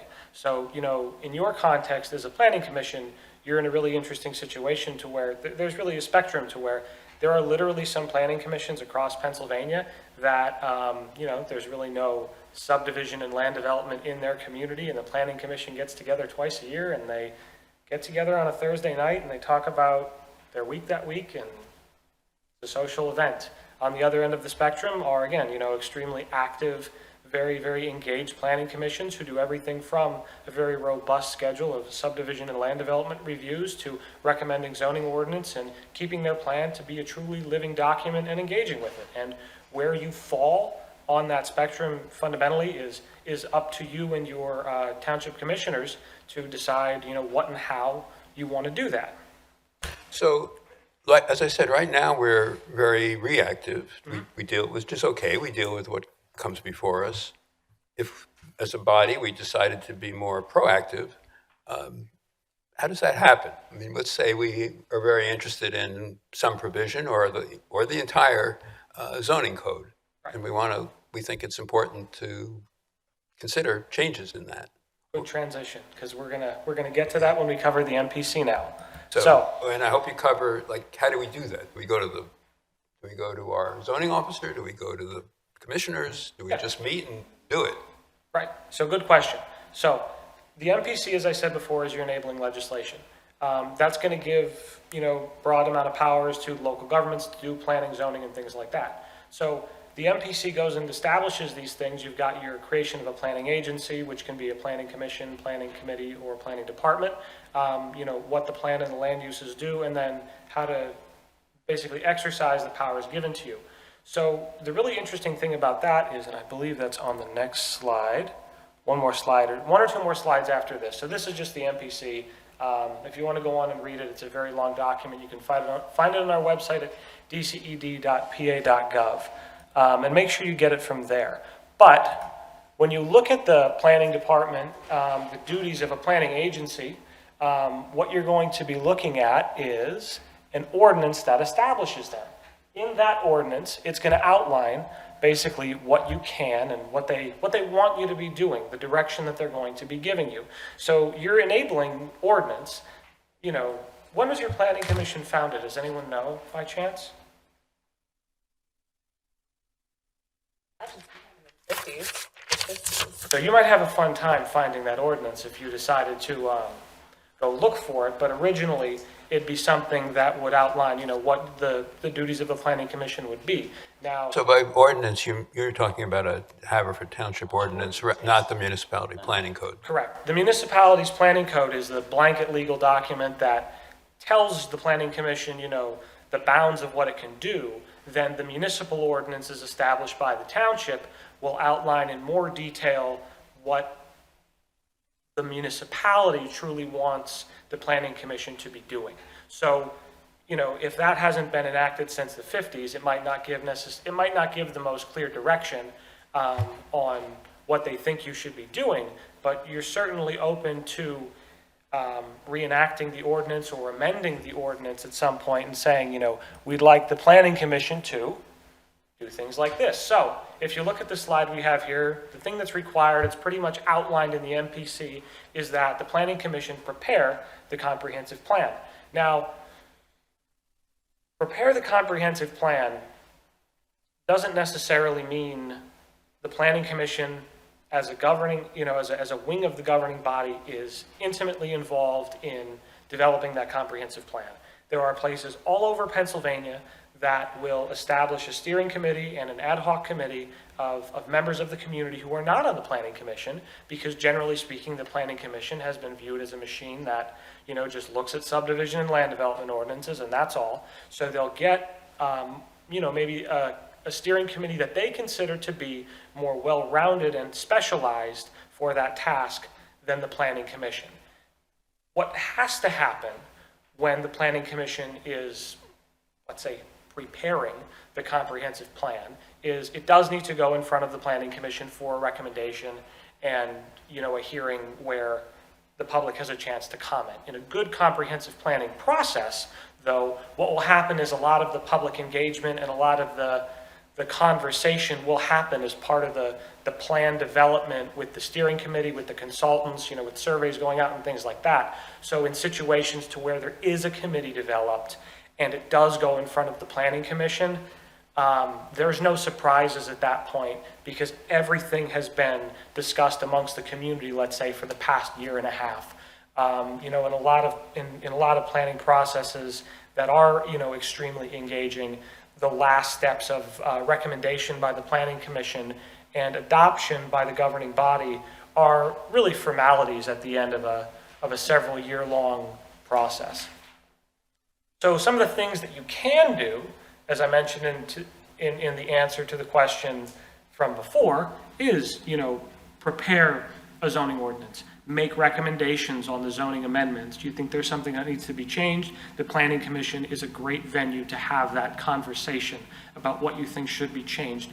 Prepare the subdivision and land development ordinance, administer the subdivision and land development ordinance. Do you administer, or do you just make recommendations for you administer it? No. Or you make No, no, no. recommendations? Okay, got it. Just recommend. The governing body, if they actually wanted to, could give you final authority to just make the final approval. You know, again, that's a conversation with your governing body. Maybe they would rather do it. Maybe they like things the way they are now. You have that flexibility. The next thing is you can perform various studies. So it doesn't just have to be the comprehensive plan. If there's economic development studies, impact studies, things like that, that the Planning Commission wants to get involved in, that's the body that could be doing them. You can do recommendations on various proposals and actions as subject matter experts, present testimony to any board, and finally, and this is really important depending on where you are, you know, some communities I go to and I'm in front of their planning commission and they don't know why they're there. Other communities have very robust planning commissions who are looking for my input on a very specific topic, and you know, they're very interested in promoting public interest, and you've got other planning commissions who just, they all need to learn for themselves because they've just been put on this board and they're concerned citizens. So, you know, once you learn, the thing about planning is it involves everybody in the community. So I encourage every planning commission, whether you're just starting out or whether you've been doing this for a long time, promote the public interest in planning, because planning is fundamentally a community event, a community enterprise, and when you have those voices included, you normally, I would say if not always, get better planning documents to give to your governing body and help inform what they're doing. May I ask a couple quick questions? Are planning commissions across the state all voluntary? Yeah. Yeah. And are planning commissions across the state all unfunded, in the sense that to do a study, that's not a budget that they have. They would have to be coordinating with the municipality in order to, if there's some money that needs to be spent, to do that? Yeah, that's a really good question. So a lot of answers in Pennsylvania because of our Commonwealth government are, it depends. So you have some places, and I'll go to them, and a lot of the conversation I have is with the governing body. Yeah, they have a planning commission, but ultimately, you know, there's maybe one person from the governing body on the planning commission, and I'll be interacting, you know, with the folks from the governing body. They tell the planning commission, hey, you know, we're going to go do this thing, and they go ahead and do it. And if somebody from the planning commission decides the person on the governing body wants to be involved in it, they can be. There are other places where they are really formal with their process and the way they do things, and the planning commission will go and say, you know, hey, governing body, we would like to do X, Y, Z because we've identified a need for X, Y, Z, and they take that approach. And at that point, you know, the way the process goes is the governing body says, well, we don't have the money for it this year, so we'll put it in the budget next year. And, you know, you're going through, you know, a really procedural method basically to go from planning commission recommendation to municipal budget season to adopting the budget to, you know, then the money goes back to the planning commission, and the planning commission is in charge of making sure that study occurs. So, you know, really seen it a couple different, you know, ways. The bullet point about presenting testimony to any board, in order for that to occur, doesn't the planning commission as a whole have to agree to designate someone to present that testimony? You can't, I can't go up to the zoning board and say, I'm here on behalf of the planning commission. Don't I need that? The planning commission has to agree, Designate. should be agreeing to do that. And aren't there provisions in the MPC that planning commissioner members be paid? You can be paid. Okay, that's all. Yeah, you can be paid up to the amount that the governing body is paid.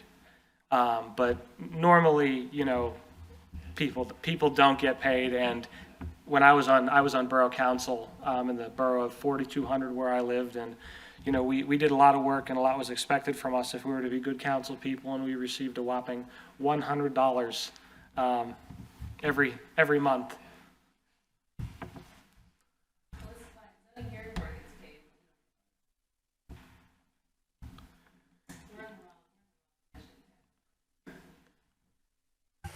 But even though I might not be able to go to the zoning hearing board and say I'm here on behalf of the planning commission, but that doesn't prevent me from going to the zoning hearing board and saying what I have to say. As a citizen. Right. As a resident, yeah. Yeah, absolutely. I'll hold off on this if it takes you off track, but I'm interested at some point hearing about what commissions around the state may do in terms of onboarding new members. I don't have anything in the presentation about that, so the answer is yes. We got you this presentation. So sometimes, there are, and COVID has made things a little difficult, and a lot of the folks are getting back into the swing of things, but there have been it's called PMPEI, and your local chapter of the American Planning Association will hold a PMPEI course, maybe geared towards new members of a planning commission. Every once in a while, you have to keep an eye out for that. The Pennsylvania Municipal League, this actually was a presentation designed for a partnership between Pennsylvania Municipal League and DCED, that prior to COVID, PML hosted these trainings all across the state to give for new members of the Planning Commission. We're trying to get back into the swing of things, DCED and the partner organizations post-COVID. So just, keep an eye out for sure. As well as, I know you're not a member of PSATs, you'd be PSATC, but PSATs also occasionally does some trainings, and you might see other ones as well by your county, depending on if they wish to hold an orientation training. Cool. So, Montgomery County, Planning Commission post PMPEI courses.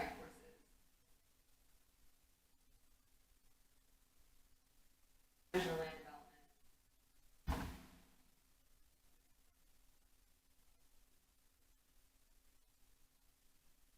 development. Yes.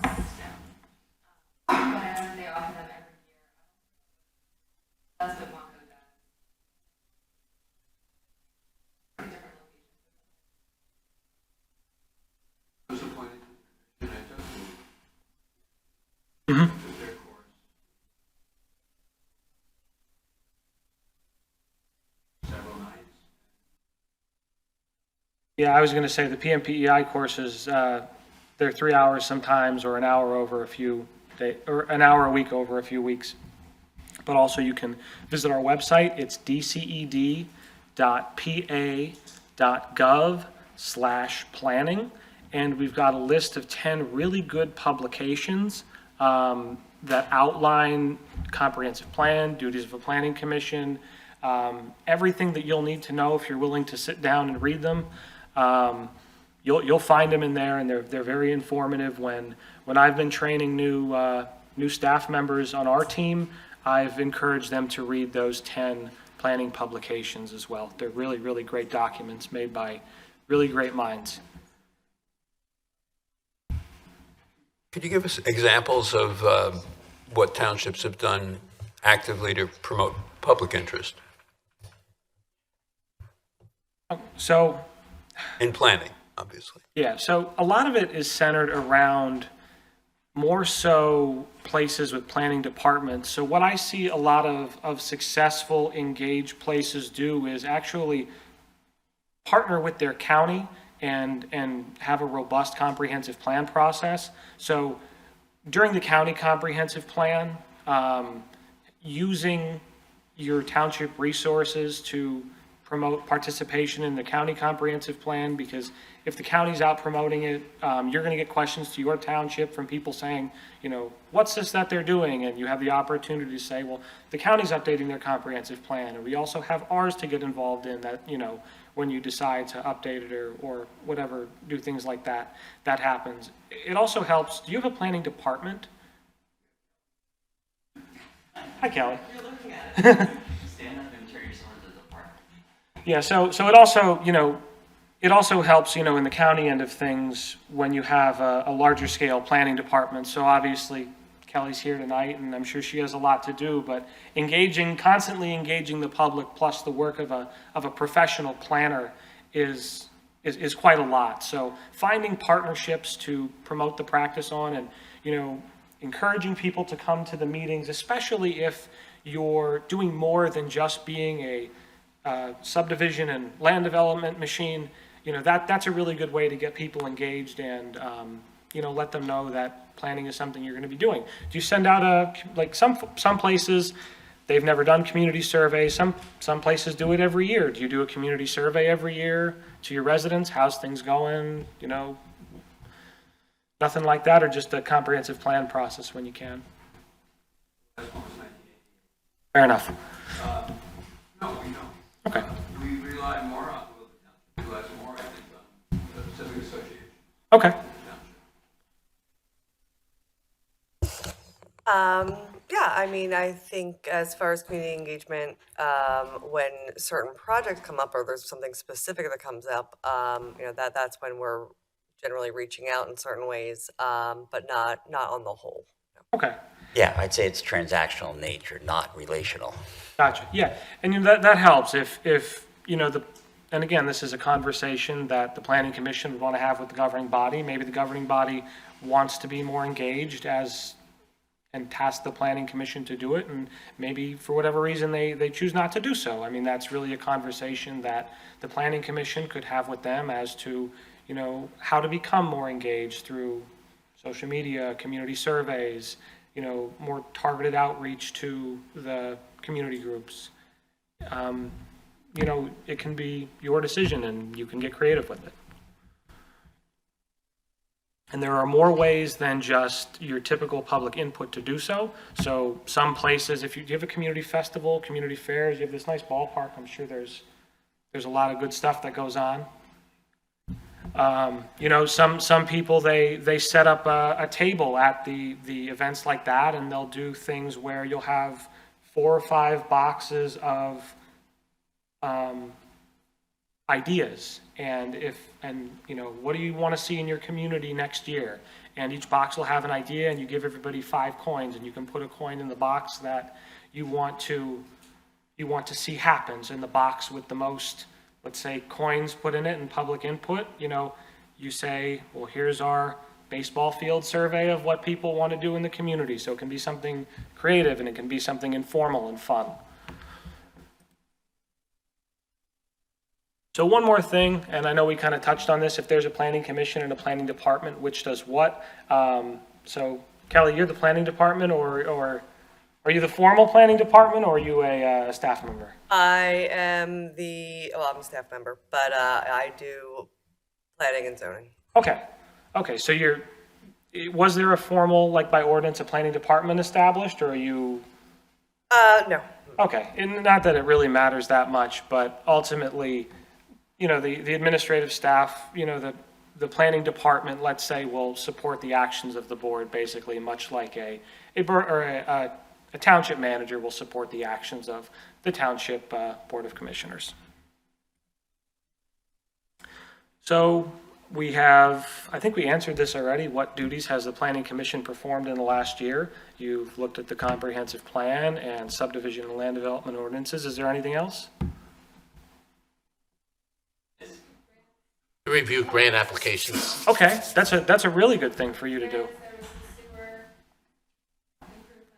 There was the trails. We did modification of the intersections at Vermont and Steele. Vermont and Glendale. Glendale, yeah. That's good. It seems you're pretty active on. We primarily review them, see if they're consistent with the Comprehensive plan. Yeah. Gotcha, yeah. All right, so next section would be structure and business, and if you want to talk a little bit more about the comprehensive plan, we can certainly, okay, fair enough. Okay. So, generally speaking, this is some MPC stuff. Your planning commission, 2, 3, 4, 5, 6, 7. If you wanted to, you could have 2 more members. Could be 3 to 9 members. The governing body would appoint you in a staggered means for 4-year terms. So you have to be residents of a municipality. And is any of you on the commissioner? Okay. So The way the planning commission works, a majority has to be citizen members. All of you are citizen members, that's a great thing. And a limited number may be officers or employees of the municipality. Anybody work for the municipality on the planning commission? Okay. So one of the things that we recommend for planning commissions is, again, as I mentioned before, it's a wing of the governing body.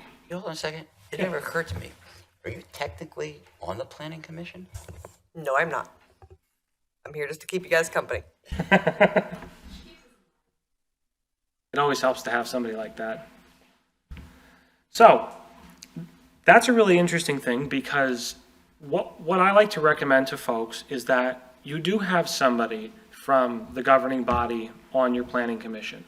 And as long as there's not a majority of people affiliated with the governing body, you can do that. So the way that works is you have a board of 7. Let's say one of your terms are up and you don't want to do it anymore. Somebody from the governing body can also be appointed to the planning commission, and that's a really good thing, because that person is a direct link between what happens at the planning commission meetings and the township commissioners. And that's really good for supporting a line of communication between the two bodies. Also, an employee counts in that as well. So let's say Kelly lived in town and you wanted to make the planning commission 9 folks, and she was appointed to the planning commission, and a township commissioner was on the planning commission. That would be perfectly fine for a board of 9 as well. You can't go more than 9, and you can't have a majority of folks who either work for or are elected to, as I say, the government of the township. Really interesting. There's no wall between the planning commission. I mean, we thought of it. I thought of it as the planning commission plans and recommends. Commissioners decide. You're saying, no, that's not a real hard wall. You can have conversations. Our folks can go to commissioner meetings, which we do. Or actually have a commissioner on them. Yeah, and I really encourage that, because if you're looking for an advocate for planning, and you're looking for an advocate for what you're doing, there's no better advocate in a municipality than someone on the governing body to be on your planning commission. So, wherever I go, I highly encourage that. The wall you're referencing is the zoning hearing board. Yeah, where that is very strict, but if you're on the zoning hearing board, you don't do anything else.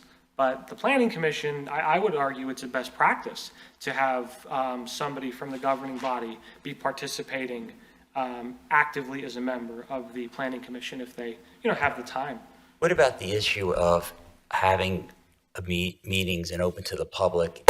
If they're beyond a certain number of us talking, we can't do it privately. For some of these activities that were posted earlier, it seems like those would things more in the nature of a working session as opposed to inviting the public to be there. But how does all that fit together?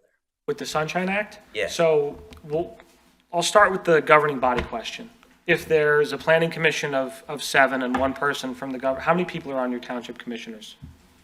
9. Wow. 9. That's unique.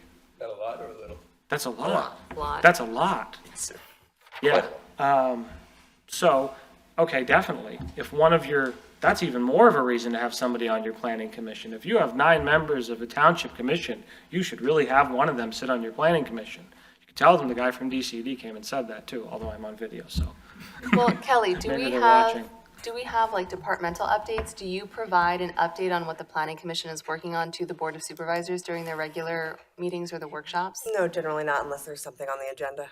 Okay, because in all the municipalities where I've worked, most of them do actually have a representative of either, they ask a governing body member to sit at the planning commission meetings, just to come to attend, and then they report back to the governing body, or the planning commission member will go to the governing body meetings and present an update. So typically what we see is, I also work for municipalities. I'm a planner as well by profession, so I worked in so many You municipalities. help keep them in line too. I do sometimes. But typically it's more often that you would see a planning commission member show up to a board meeting and give an update as to what the planning commission is working on. So if that's something that we would want to recommend, maybe we can ask to be put on the agenda meetings as an update, and just keep it short and simple. We don't have to like go into long updates, but particularly if we want, once we have the comprehensive plan and we want to work on implementation of various things, we can, Right. if we want the planning commission to be more active in drafting, or maybe not drafting, but just working on some of the updates that we've been discussing, and then give updates to the board, that could be something to. Yeah, absolutely. Up until this point, we really, the only updates have been, have gone before the Board of Commissioners, have really just been, the action items that are put on their agenda, like a resolution for a subdivision or a land development. But yes, with the comprehensive plan, I think that's much more appropriate to, keep them updated of the process.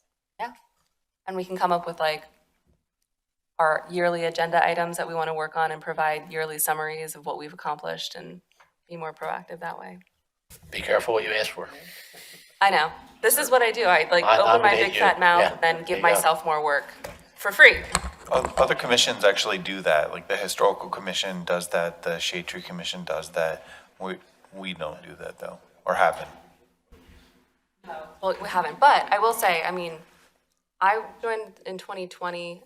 I think most of us are kind of newer since 2020, and then just being remote for as long as we were, this is like the first time that we're really coming together and coalescing as a board. So I think we can go on and do good things. That's a good idea. So you started there, walk me through. Yes. What can we do? But when do we have to be? So, Sunshine Act, back to Sunshine Act, now that we know that you have 9 commissioners and, if one was here, that'd be fine. So if you go online and you look up Pennsylvania Sunshine Act, you're going to see a really detailed webpage of the rules and what you can do and what you cannot do. That's going to govern how you operate as a board if you're going to be, let's say, doing an event with a lot of you. The very Reader's Digest version of it is, you need to publicly advertise meetings where you're going to be making official recommendations or taking actions. If there is not a quorum of you, you can't do that. And generally speaking, what you can talk about and what you can do, you're very flexible in doing that. You really don't have any restrictions if there is not a quorum of you.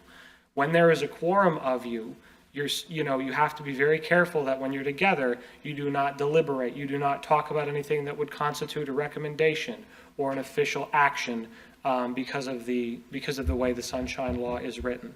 So, I would recommend, let's say, you decide to have a table somewhere, right? Or you decide to do some sort of publicly facing community event. 7, don't have more than 3 of you there. If you're going to be engaging the public.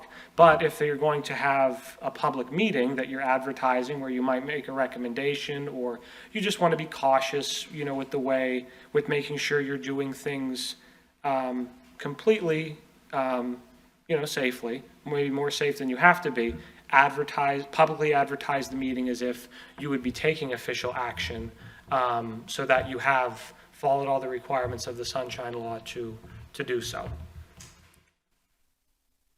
Give you one simple example. Sure. So we're all coming at this from different Mhm. different experiences.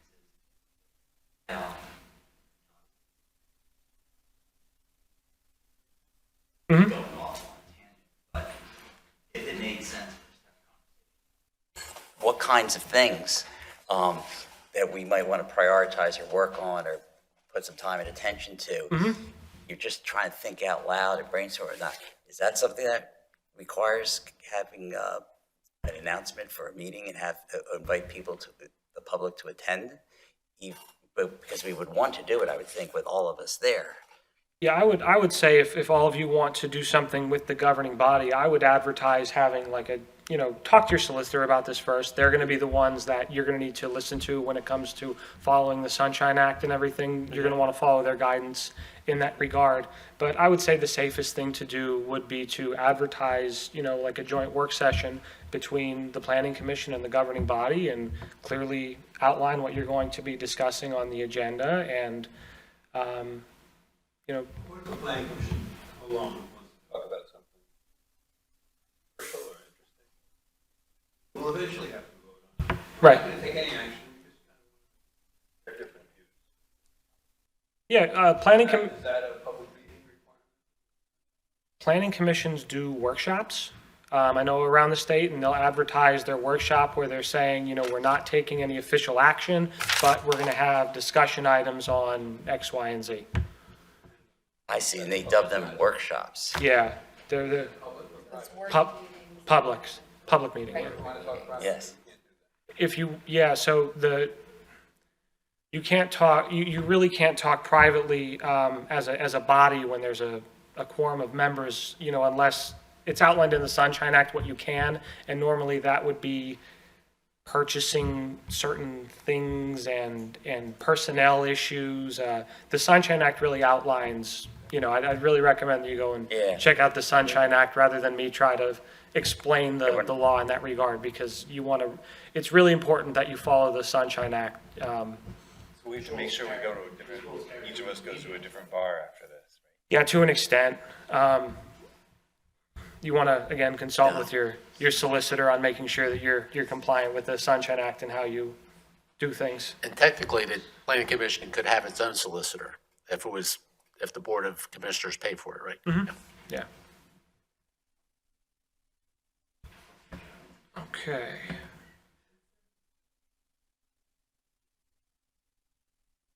Okay, so a couple other things just as we're going through the presentation. You can actually appoint alternates if you want. You really don't have to, nor do I necessarily recommend it unless you're actually going to be making the decisions on the subdivision and land development applications. Other than that, most folks don't use alternates, because in a lot of places I go, quite frankly, most folks can't really fill much more than a planning commission and a governing body.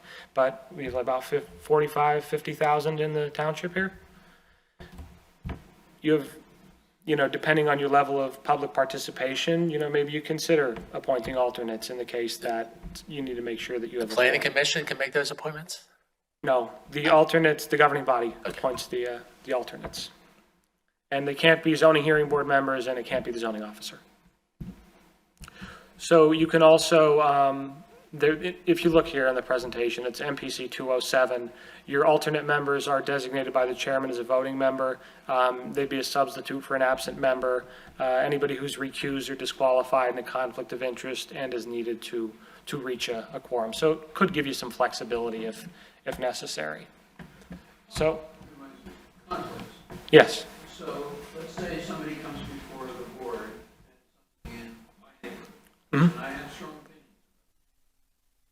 opinions. Mm-hmm. Not my neighbor, it's somebody. Right. Can I?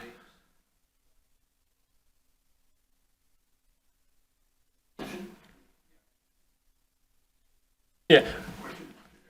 Not your neighborhood. I mean, if you are on the planning commission and you have a subdivision land development application in front of the planning commission, you better recuse yourself.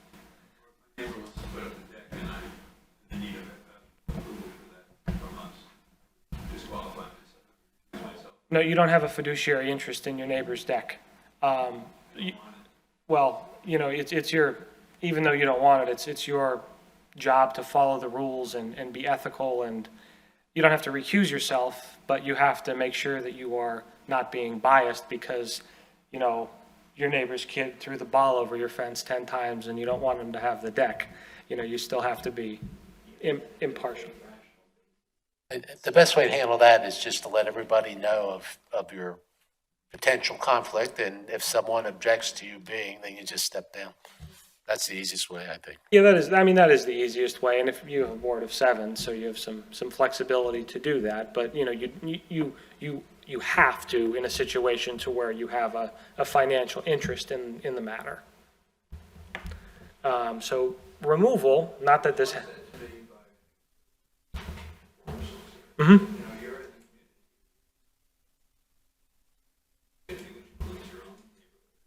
Yeah, absolutely, absolutely, yeah.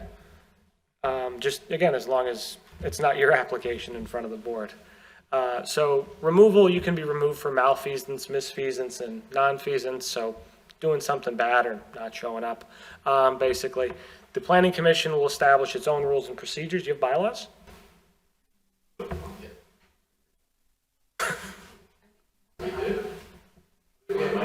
have rules that say if you don't show up for like 5 days of the year, you're off. Right, Kelly? Yes. Yes.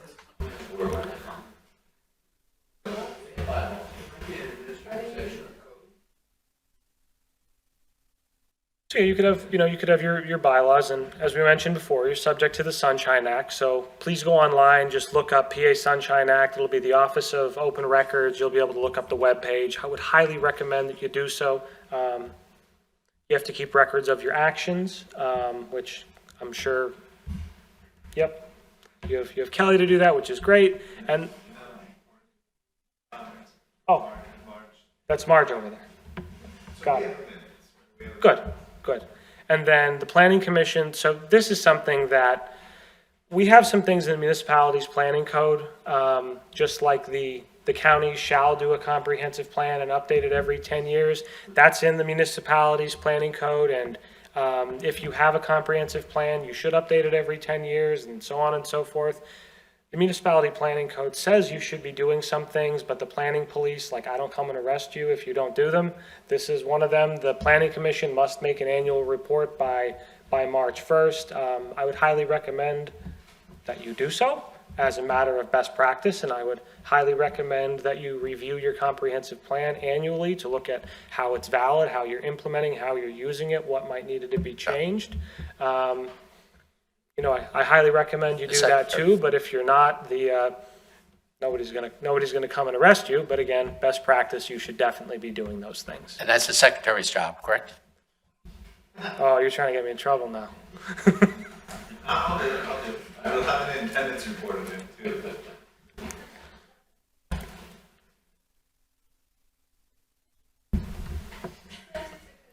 No. You already made me the secretary. So, ethical, a little bit more on what we had said before, the ethical considerations. Your actions are subject to public scrutiny, so you're not required to submit the Ethics Act Statement of Financial Interest unless you're designated to make the saldo decisions. As we said before, avoid conflicts of interest, especially vested financial interests, close personal or business relationships. So we'll say in the example of your neighbor, if all that happens is that their son is throwing the ball over your fence and you really don't like them, but otherwise you really don't talk to your neighbor, I would say that you really don't have a close relationship to them. Or a business relationship, you know, with someone who does have a fiduciary interest. And finally, accepting or receiving personal or financial benefit as well. Definitely avoid those conflict of interests. As mentioned before, appearances can be as damaging as actual conflict in, you know, our world. Perception can be reality to some folks. So be conscious of that. You know, especially when you have a population that is, you know, really scrutinizing what you're doing. You need to be careful to not even give the perception of a conflict and take the safe route and be careful. So when in doubt, again, seek advice from your solicitor or from the State Ethics Commission, or just abstain. So next question would be, who do...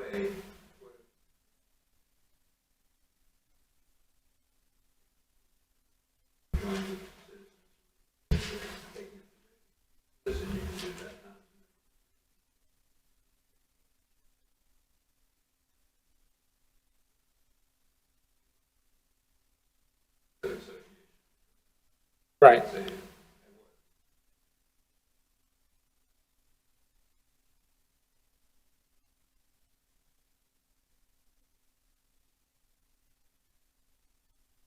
You know, it would depend, and I would say, you know, it's a question that you would want to consider appearance. It's a question that you would want to maybe discuss with your solicitor, and all that stuff is really case by case basis type of things, and you know, more so than maybe the letter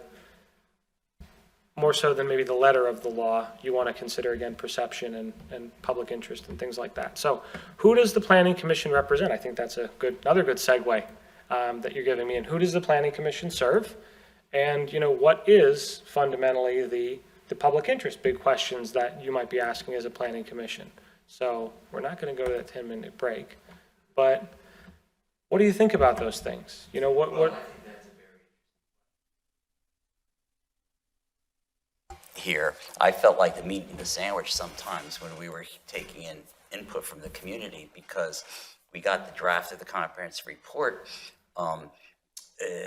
which was fine, and we reviewed it, but we had no knowledge of it on an ongoing basis. And then the community's raising lots of different things, and maybe others could understand the comprehensive plan and advocate for it or explain it, but I was having a really hard time with that. And so I'm thinking we're supposed to be representing the citizenry, and so we're trying to pull information from them at these public meetings. At the same time, here's a document that a lot of time and effort was put into it. So is my role advocating for what was created, or to make sure we're taking all this input and finding a way to parse through it in order to make sure that it's weighed against what's in the draft, those kinds of issues? I'm curious to know how your construct for thinking about that. it's hard.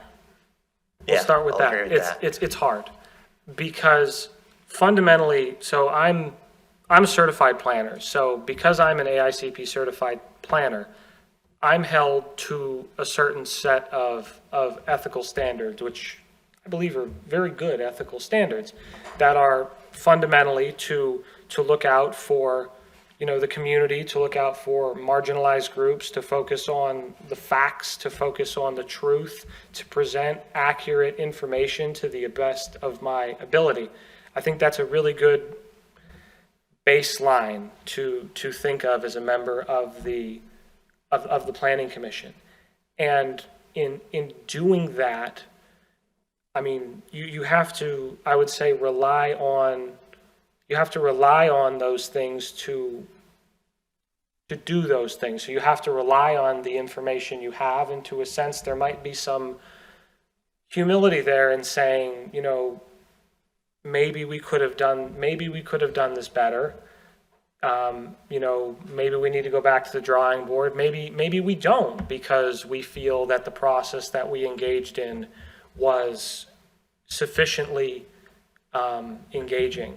But those are questions, I think, with an open mind and a perspective on truth. You just have to be honest with yourself and others about. I mean, you know, I can't speak to any particular situation that I'm not intimately involved in. But yeah, as a baseline, you know, that's a good place to start. And, you know, when you're serving your community, you know, you should always be thinking of the perspective of, you know, what is best for the community and our residents, you know, as a whole, without affecting disproportionately too many other people. And that is the most difficult thing to do, I would say, as a member of any representative governing body in a democracy, that you have to, you know, right, because weigh you have a those two spectrum, things. right? At one end, if you had all the data of the world and analytics, you can really parse that, or you can be old-time, cigar in the back room, just subjectively opining. And now there are these perspectives. For example, a certain percentage of responses to a survey is typically what you would get out of a community, but it's only, in fact, a small percentage of your total population. So how do you view that as being representative or not of your community? And how do you insert your own perspective or judgment as the representative on what is the voice of the community? Those are all just very challenging questions. Yeah, and I think, you in a sense learn by doing. And if you are able to gather the more engagement, especially engagement that's representative of your community and informed in best practice that you're able to gather, the better your planning documents and your decisions are going to be.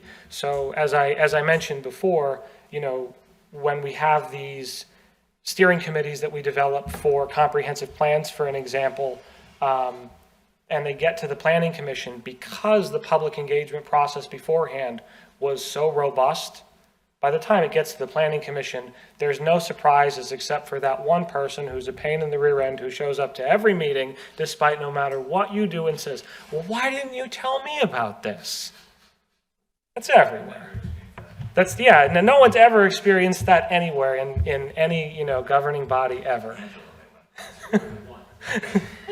Yeah. But, at the end of the day, constantly learning, constantly being able to understand best practices. The American Planning Association, if you look up, it's planning.org. They have a great website dedicated to planning. That's who I received my certification from. You can really learn a lot about public input from their website and their practices, and continue to learn more. You'll be able to make better and more informed decisions. And you're always constantly learning. You're always constantly adapting and trying to engage with people and figure stuff out.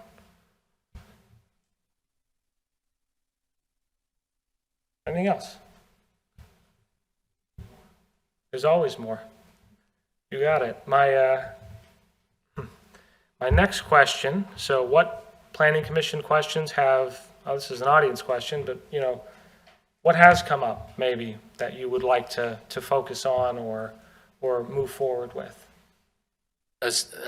We have a lot of infill development, and we have a lot of complaints from neighbors because new development doesn't necessarily match existing architecture, what have you. And a lot of people get upset about that. And we've had cases where plans have been turned down because the looks of the building, and they obviously got overturned. But there's nothing in the MPC or that you're aware of that controls architecture, right? Kind of. Yeah, that's a really good question. So you've got some flexibility with a HARB, a historic review board. We don't have any districts. Not in the township. Gotcha. So we have a historic, but it's okay, yeah. It's just a historic resource. So it's really Okay. but we've had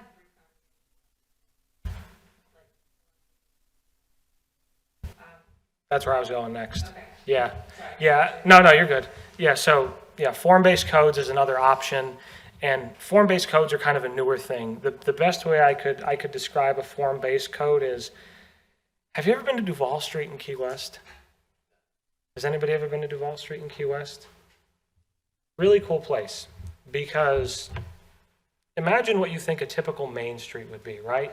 You've got buildings close together, and you've got things that you think would do things that look like they serve a purpose, but they're actually something completely different. Well, what do I mean by that? The best example that I can give is if you look up Duval Street in Key West, Florida, and you're going down Main Street, there is a building with an awning outstretched, and it looks like an old theater.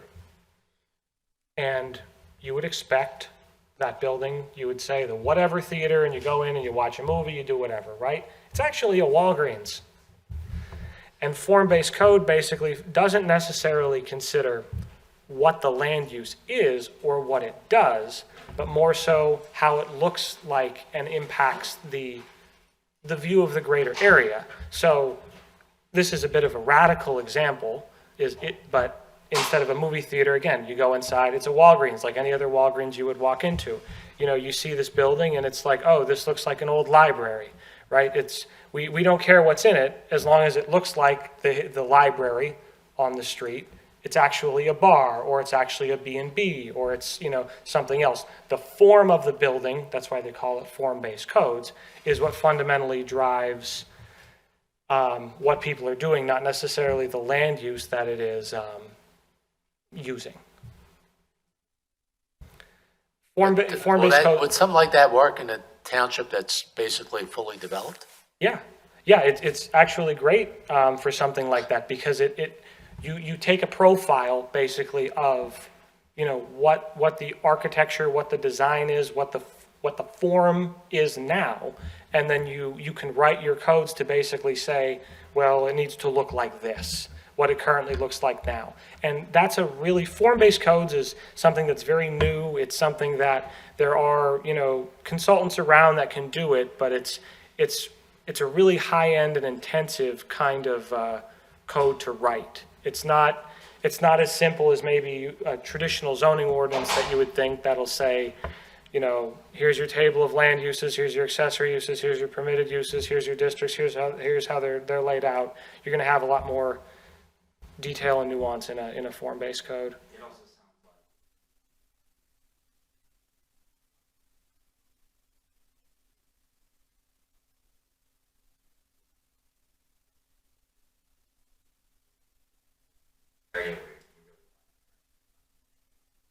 No, you'd be surprised what you could do with facades and the requirements that you could put on in that regard.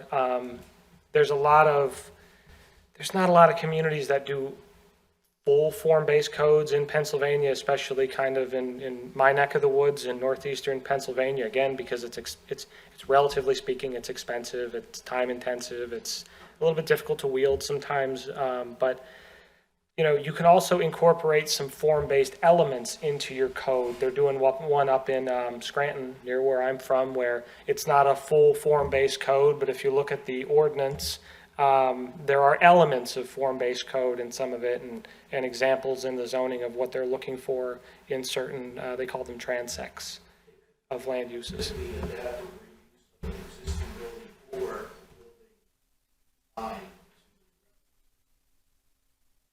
Exactly.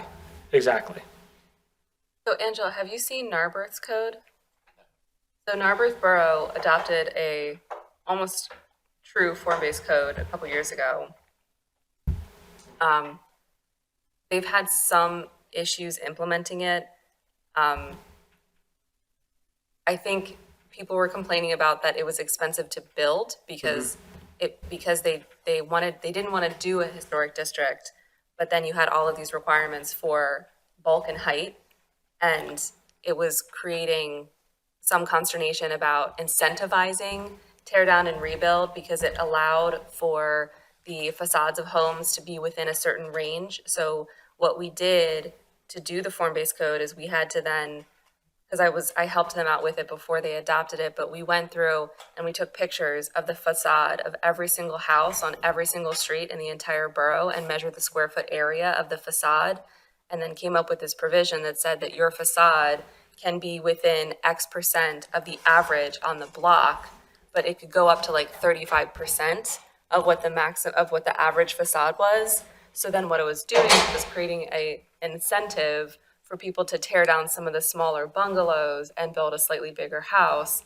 that still had all of the characteristics, that still had the open front porch, that still had the fenestrations, that still had, the dormers or whatever the architectural style was that they were required to do based on the other characteristics on the block. But that was one of the things that they were having problems with. So you have to be careful about how you design it. But take a look at their code. It's on eCode, and it's all, so I didn't do all the SketchUp models, but they're all SketchUp modelings in the form-based code to explain how to implement the interpretation of what the code says for your design standards.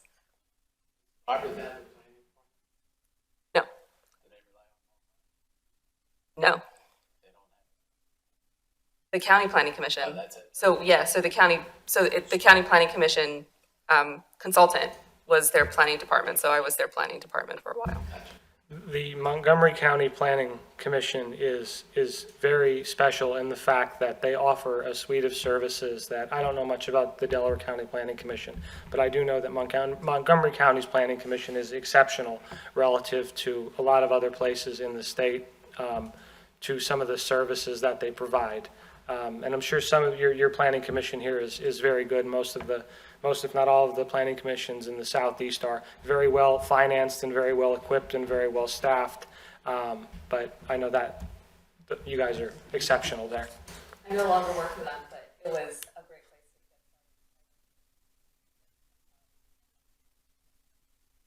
place. That's cool.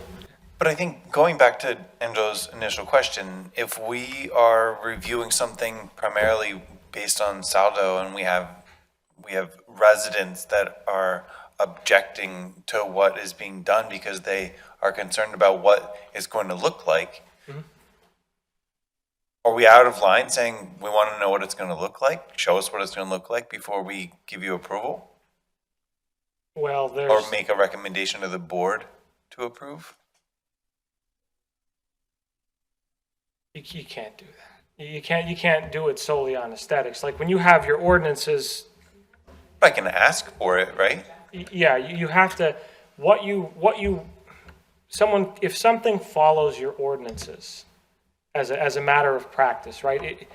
This is, even if it's ugly, quite frankly, and it follows your ordinances, if you don't, the very general version of this is if something follows your ordinances and you don't allow it and it gets shot down, and you say you can't do it, you will most likely get sued and you will most likely lose. Yeah. As a matter of practice. Yeah. So if you screwed up your zoning ordinance and you allowed for there to be a strip club on your main street, and someone came in and said, "Hey, we want to put a strip club in the main street. We followed all the directions. We did everything compliant to the zoning ordinance." They can put a strip club on your main street and nothing can stop them. Because if you try to sue them, generally speaking, they'll say, "Well, we followed the rules, we followed the ordinance. This is a taking," and you will, you'll lose and you'll spend money in court and use taxpayer dollars because fundamentally the zoning ordinance was not as diligently crafted as it should have been.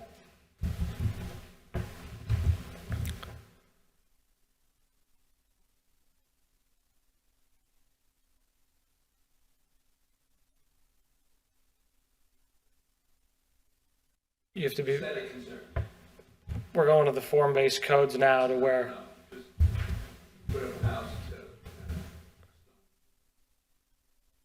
Have to have objectives that the applicant can follow, that you can compare.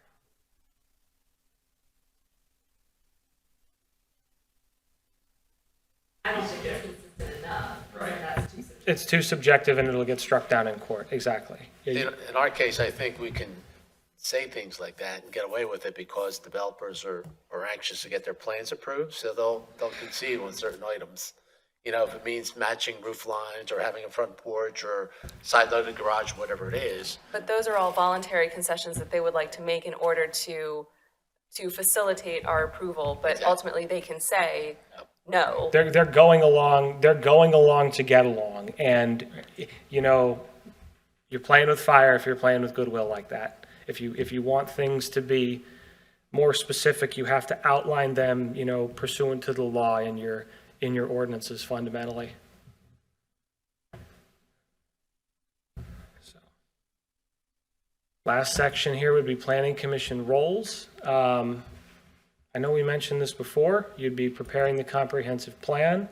So we can go over this if you'd like. Again, this is kind of the outline of preparing a comprehensive plan. I know you already went through and did this. So if you'd like to learn a little bit about it, we can go a little further. If not, I know it's getting late. So I can just kind of wrap it up and see if we have any questions at the end.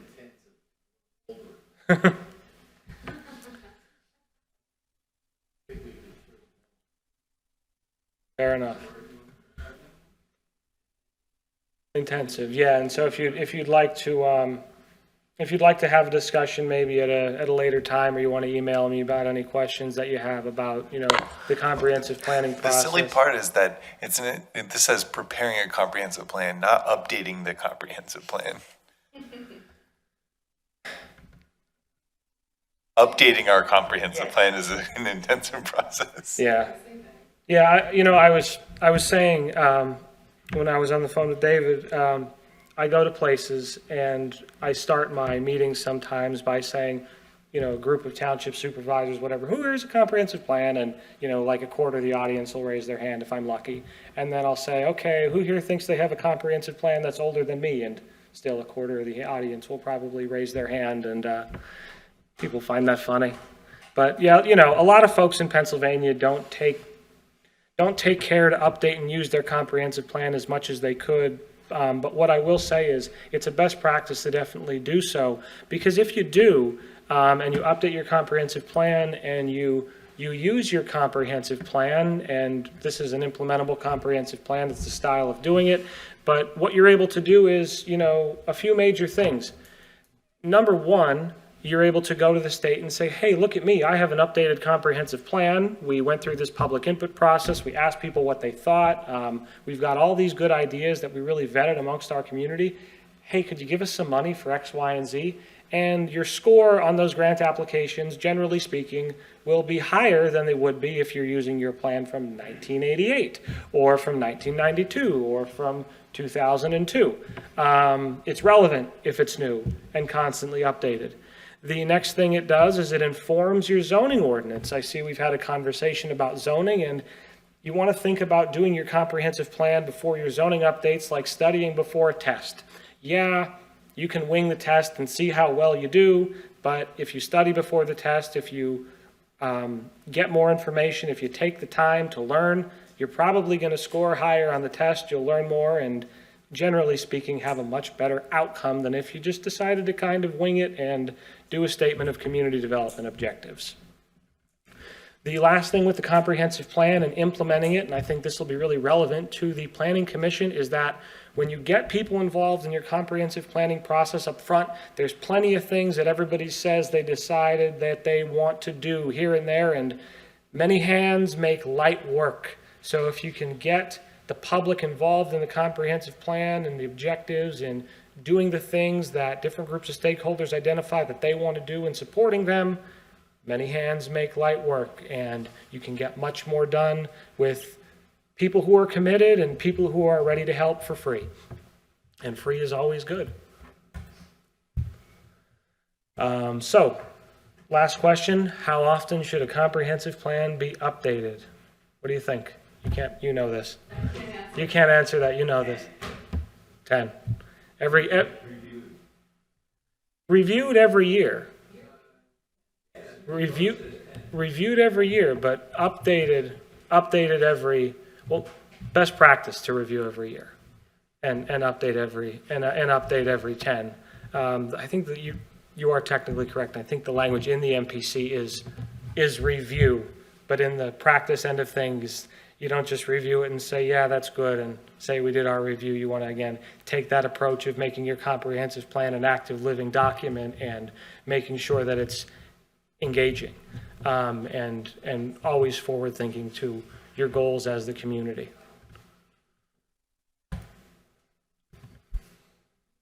There you go. The comprehensive plan shall be reviewed every 10 years. And as we said, you want to review it. Again, if you do a review every year, I think that's a great practice. But if you want to look at it a little bit more often, that's okay too. So, implementation, this is the final part. So, who's going to be taking leadership? Because implementation is a part of planning. Here's a few hints. It's really everybody's. The plan is everybody's plan to get involved in, and the plan is everybody's to implement. So here's a few best practices. Again, you want to have champions. You want to keep your land use ordinances updated. That annual review I mentioned, that's a great thing, especially if you're involving community groups and the public. And keep it updated. Hold some roundtables if you can. And as I said before, get creative. So I have a few more topics here about Saldo, but we're at 9:30, so I'm going to go through them pretty quick.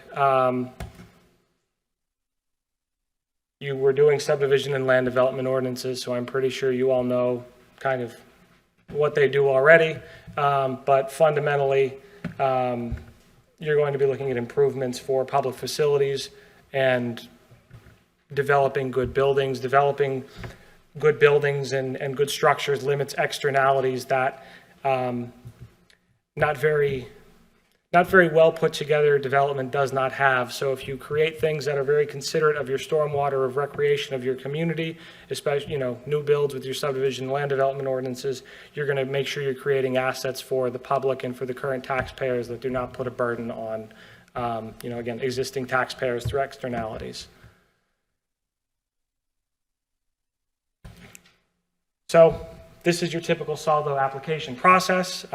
We have a publication on our dced.pa.gov/planning that outlines this in more detail. This is just a very complex chart, which is its own course that you can go to at PMPEI. The big thing too with the Saldo clock, you have 90 days to render a decision and communicate it. And if you do not do that, you are going to have a deemed approval. And if you have a deemed approval, you're going to have a bad time. In very short, I would recommend that you read our Saldo publication online to learn more about that. Actually, I have a quick question. Sure. This is a little bit selfish, so I apologize. I've never actually seen this happen, but if after 5 years, the improvements were not substantially completed for an approved and recorded Saldo plan, have you seen what happens to those plans afterwards if they would still have their parcel boundaries, but assuming that they would be then subject to current ordinances if this plan was approved, I don't know, let's say 2008, before the stormwater management ordinance went into effect. Now there's a stormwater management ordinance. I'm assuming that the parcels couldn't even accommodate the subdivision based on the current Saldo standards. So the approach would then be that they would essentially have to scrap that entire plan because I don't even know that their layout could accommodate the current ordinances. But I'm just curious if you've seen that happen in your experience and what the outcome has been. I honestly haven't seen any outcomes for it yet. I know that's been brought up. I would recommend that maybe somebody, I haven't heard personally, but maybe somebody, are you a member of or were you, when you worked for Montgomery County, a member of the county planners group? Because I know I'll have to ask some of the county planners on that one, because I know exactly what you're referencing, and I haven't heard necessarily of a court case yet that's really definitively established what happens there. Yeah, because I'm just curious, like if the applicant would then have to come back through for a fully revised land development plan, or if they would just have to modify what they currently have to conform to current codes, but then if they wouldn't be able to conform to current codes, what the next steps would be, and if it would go through litigation, and if anything like that has happened, because I'm not aware of any current court cases either. Yeah, I don't. Just stay tuned. It might come to court in about a couple of months. Oh boy. Yeah. Awaiting legal precedent on that one is my best answer. And, brings me to another topic, and sometimes the court cases are hard to find too. There's land use law updates. I think that PSATS does every year, and keep an eye out for them. I think PSATS does one. Pennsylvania Association of Township Supervisors. I think they do a land use law update about every year. One definitely came out this year, but I don't think anything like that was in this year's. Okay, so we had the zoning discussion already. You all pretty much know what zoning does, density and intensity of uses, and we talked about form-based code as a planning commission. You prepared the zoning ordinance and the text and map for the municipality. You deal with the amendments and the public hearings, and conditional uses, you can make the recommendations for conditional use applications specified in the zoning ordinance. Your basis for reviews. What? Yeah. It depends. However, you've got conditional uses and special exceptions, and basically what I've discussed with municipalities, it's whatever the comfort level is, for the governing body. Some stuff they might want to throw to the zoning hearing board, some stuff they might want to do themselves. It just really depends on where you are and what your individual feelings are on it. That's part of normally that conversation is had in the context of a zoning ordinance update, and the consultant will have that discussion, with both the planning commission and members of the governing body to, really feel out how they want to do things. So you want to design your... I'm saying conditional uses. Our code doesn't really list that many conditional uses. There's only a couple. Everything is usually by special exception. Yeah. They defer a lot of the controversial projects go through special exception approval as opposed to conditional use approval. So the zoning board deals with it, not the commission. And that's the attitude of some governing bodies, to where we're just, we make the zoning board this hyper-objective quasi-judicial body, and they're going to be the ones to do it. And again, just depends on the choice of the governing body. Quick comment on rules. Make sure you're having rules that are relevant to the community. Don't make rules for rules' sake. That's what I mentioned before about the comprehensive plan. If you study for the test, generally speaking, you do better when you're making your land use ordinances. Last section,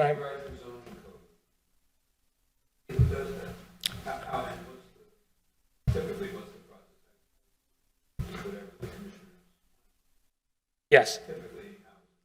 In the perfect world, the planning commission takes feedback from residents and goes through the comprehensive planning process and notices trends in the communities that may need to be taken to the zoning ordinance to update. Maybe there's new land uses that you find compatible with an area, land uses that the way they do things are changing. Give you an example, dining. Go back 20 years ago. When you wanted to go for pizza, you go and you sit down in this pizza place and you sit and you have pizza. Today, a lot of pizza is walk into a room, get the pizza, leave, right? There's trends and changes that may impact land uses that the planning commission may identify. Changes to the zoning ordinance have to be made. The planning commission would recommend to the governing body, hey, we think you should do X, Y, and Z to the zoning ordinance, make these amendments, and then it triggers the process to do so in the ideal world. It might come top down. The governing body might say, we need the planning commission to look at amendments for zoning ordinances for, medical marijuana dispensaries or some other new land use. And you'll work with a consultant to do a large scale update to your zoning ordinance. It just really depends on the situation. Some can do things in-house with their solicitor and planning staff. Again, some make minor amendments over the course of a decade or 20 years and then do an overhaul every 20 years and just refresh the whole thing. 50, yeah.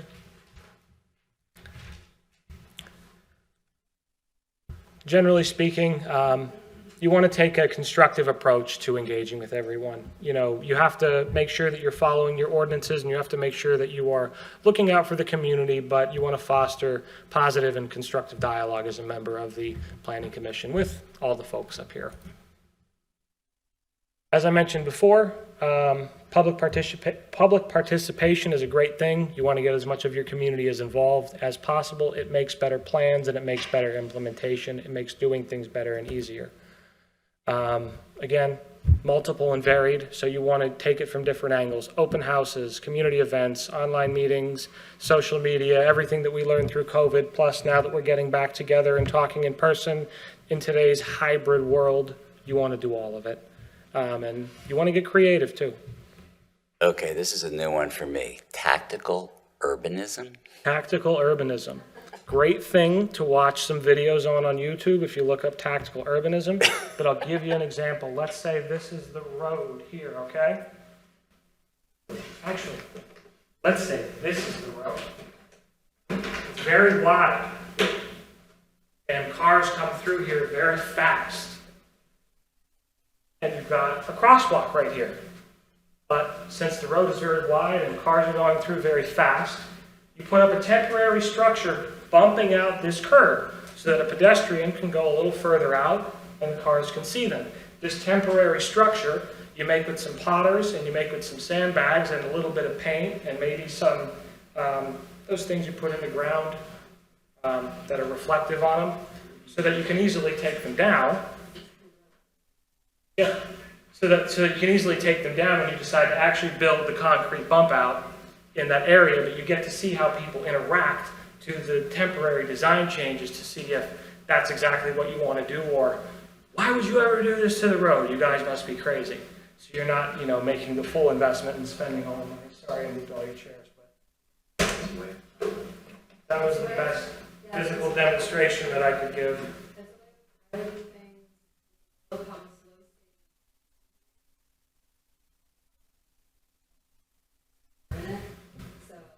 So many great examples on YouTube. There's so many great examples of, cities, suburban towns, big problem areas. That's a great example of, putting in or speed humps. Not your grant, is what they call it. Yeah, I know what you mean. Oh my gosh, I'm gonna look it up. But just ways to slow down the traffic and then see, as long as drivers respond. Rumble strips, but not even roadways.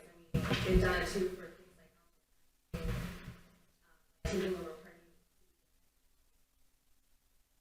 over parking spaces, like the parking day, where you take over parking spaces.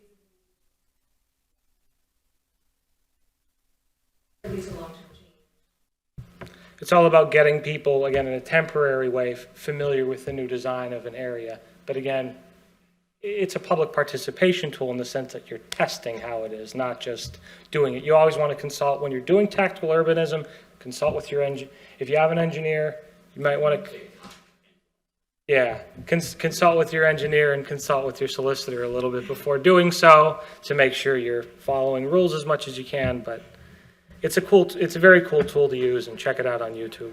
Intergovernmental cooperation. I like doing multi-municipal plans. I am a big advocate of it, but if you don't, I understand. You're a community of 50,000 with a lot of different land uses. Multi-municipal comprehensive planning is great, but logistically it is very difficult, and the MPC gives you a lot of options to do a multi-municipal plan. Actually, one of my specialties is helping municipalities develop them, but it takes a lot of consensus and a lot of work. If you've ever done anything with your neighboring municipality, it is not easy, and it takes a long time, but it is worth doing. And if you have more questions about it, again, I'd be happy to elaborate at another time.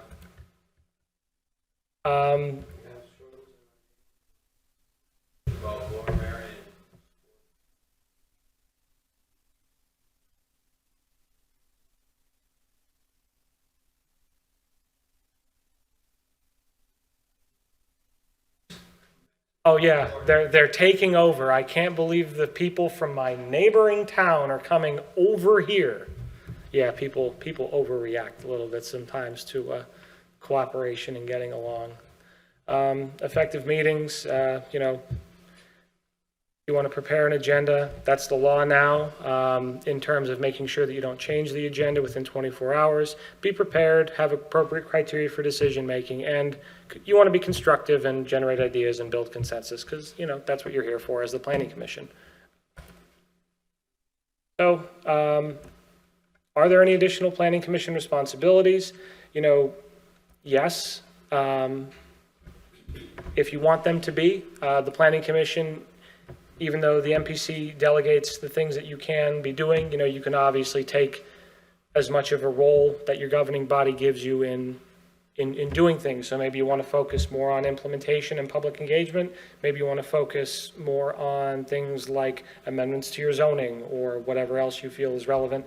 But fundamentally, it's up to you and the governing body what you want the Planning Commission to do. So a couple good things before we wrap up that you should have. I mentioned the DCED Planning Series publications. You can find the MPC in the same place. You should know your municipal comprehensive plan cover to cover as a member of the Planning Commission, and you should also know your land use ordinances. Do you have an official map? No? That's okay, you're built out. You're built out, you probably don't need an official map anyway. And last thing, any other land use plans, studies, or ordinances, you should really know all the studies that your municipality is doing to be able to keep them fresh, to keep them interconnected, and understand them. Yeah, that's actually a thought I had in connection with the comprehensive plan, that it seems to me they ought to, if not be included in it, all listed and referenced, so we know what the entirety of it is of the documentation that's out there for the community. Yeah, exactly. And whenever I tell people about the comprehensive planning process, especially ones that haven't engaged in it in a long time, you know, I'll tell them, we might give you what you think is this big budget comprehensive plan, and it's going to give you an overview, and it might drill into a few topics. But the things that it might do also is recommend that, well, you go into a deep dive study in this topic. And planning is something that has a lot of layers, and those layers you should be able to see how they work in sync and see how they complement and contribute to each other. So not just the comprehensive plan, but again, the documents that it recommends you follow through with are all, you know, generally consistent with one another and working to achieve the same goals that are broadly outlined in the larger scale planning documents. So anything else? It's getting a little late. I do. I appreciate it, but I don't think my wife would like that very much. It's great, thank you so much. It's great. Yeah, Yes, no thank you problem. very much. Thank you for your time, and thank you for offering us to be able to email you or. Yeah, here's my cards. I know a lot of you have my email already. Let's see, I think.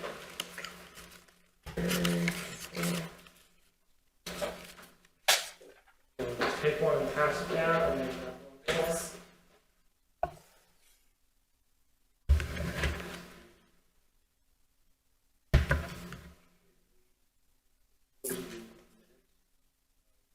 Last meeting.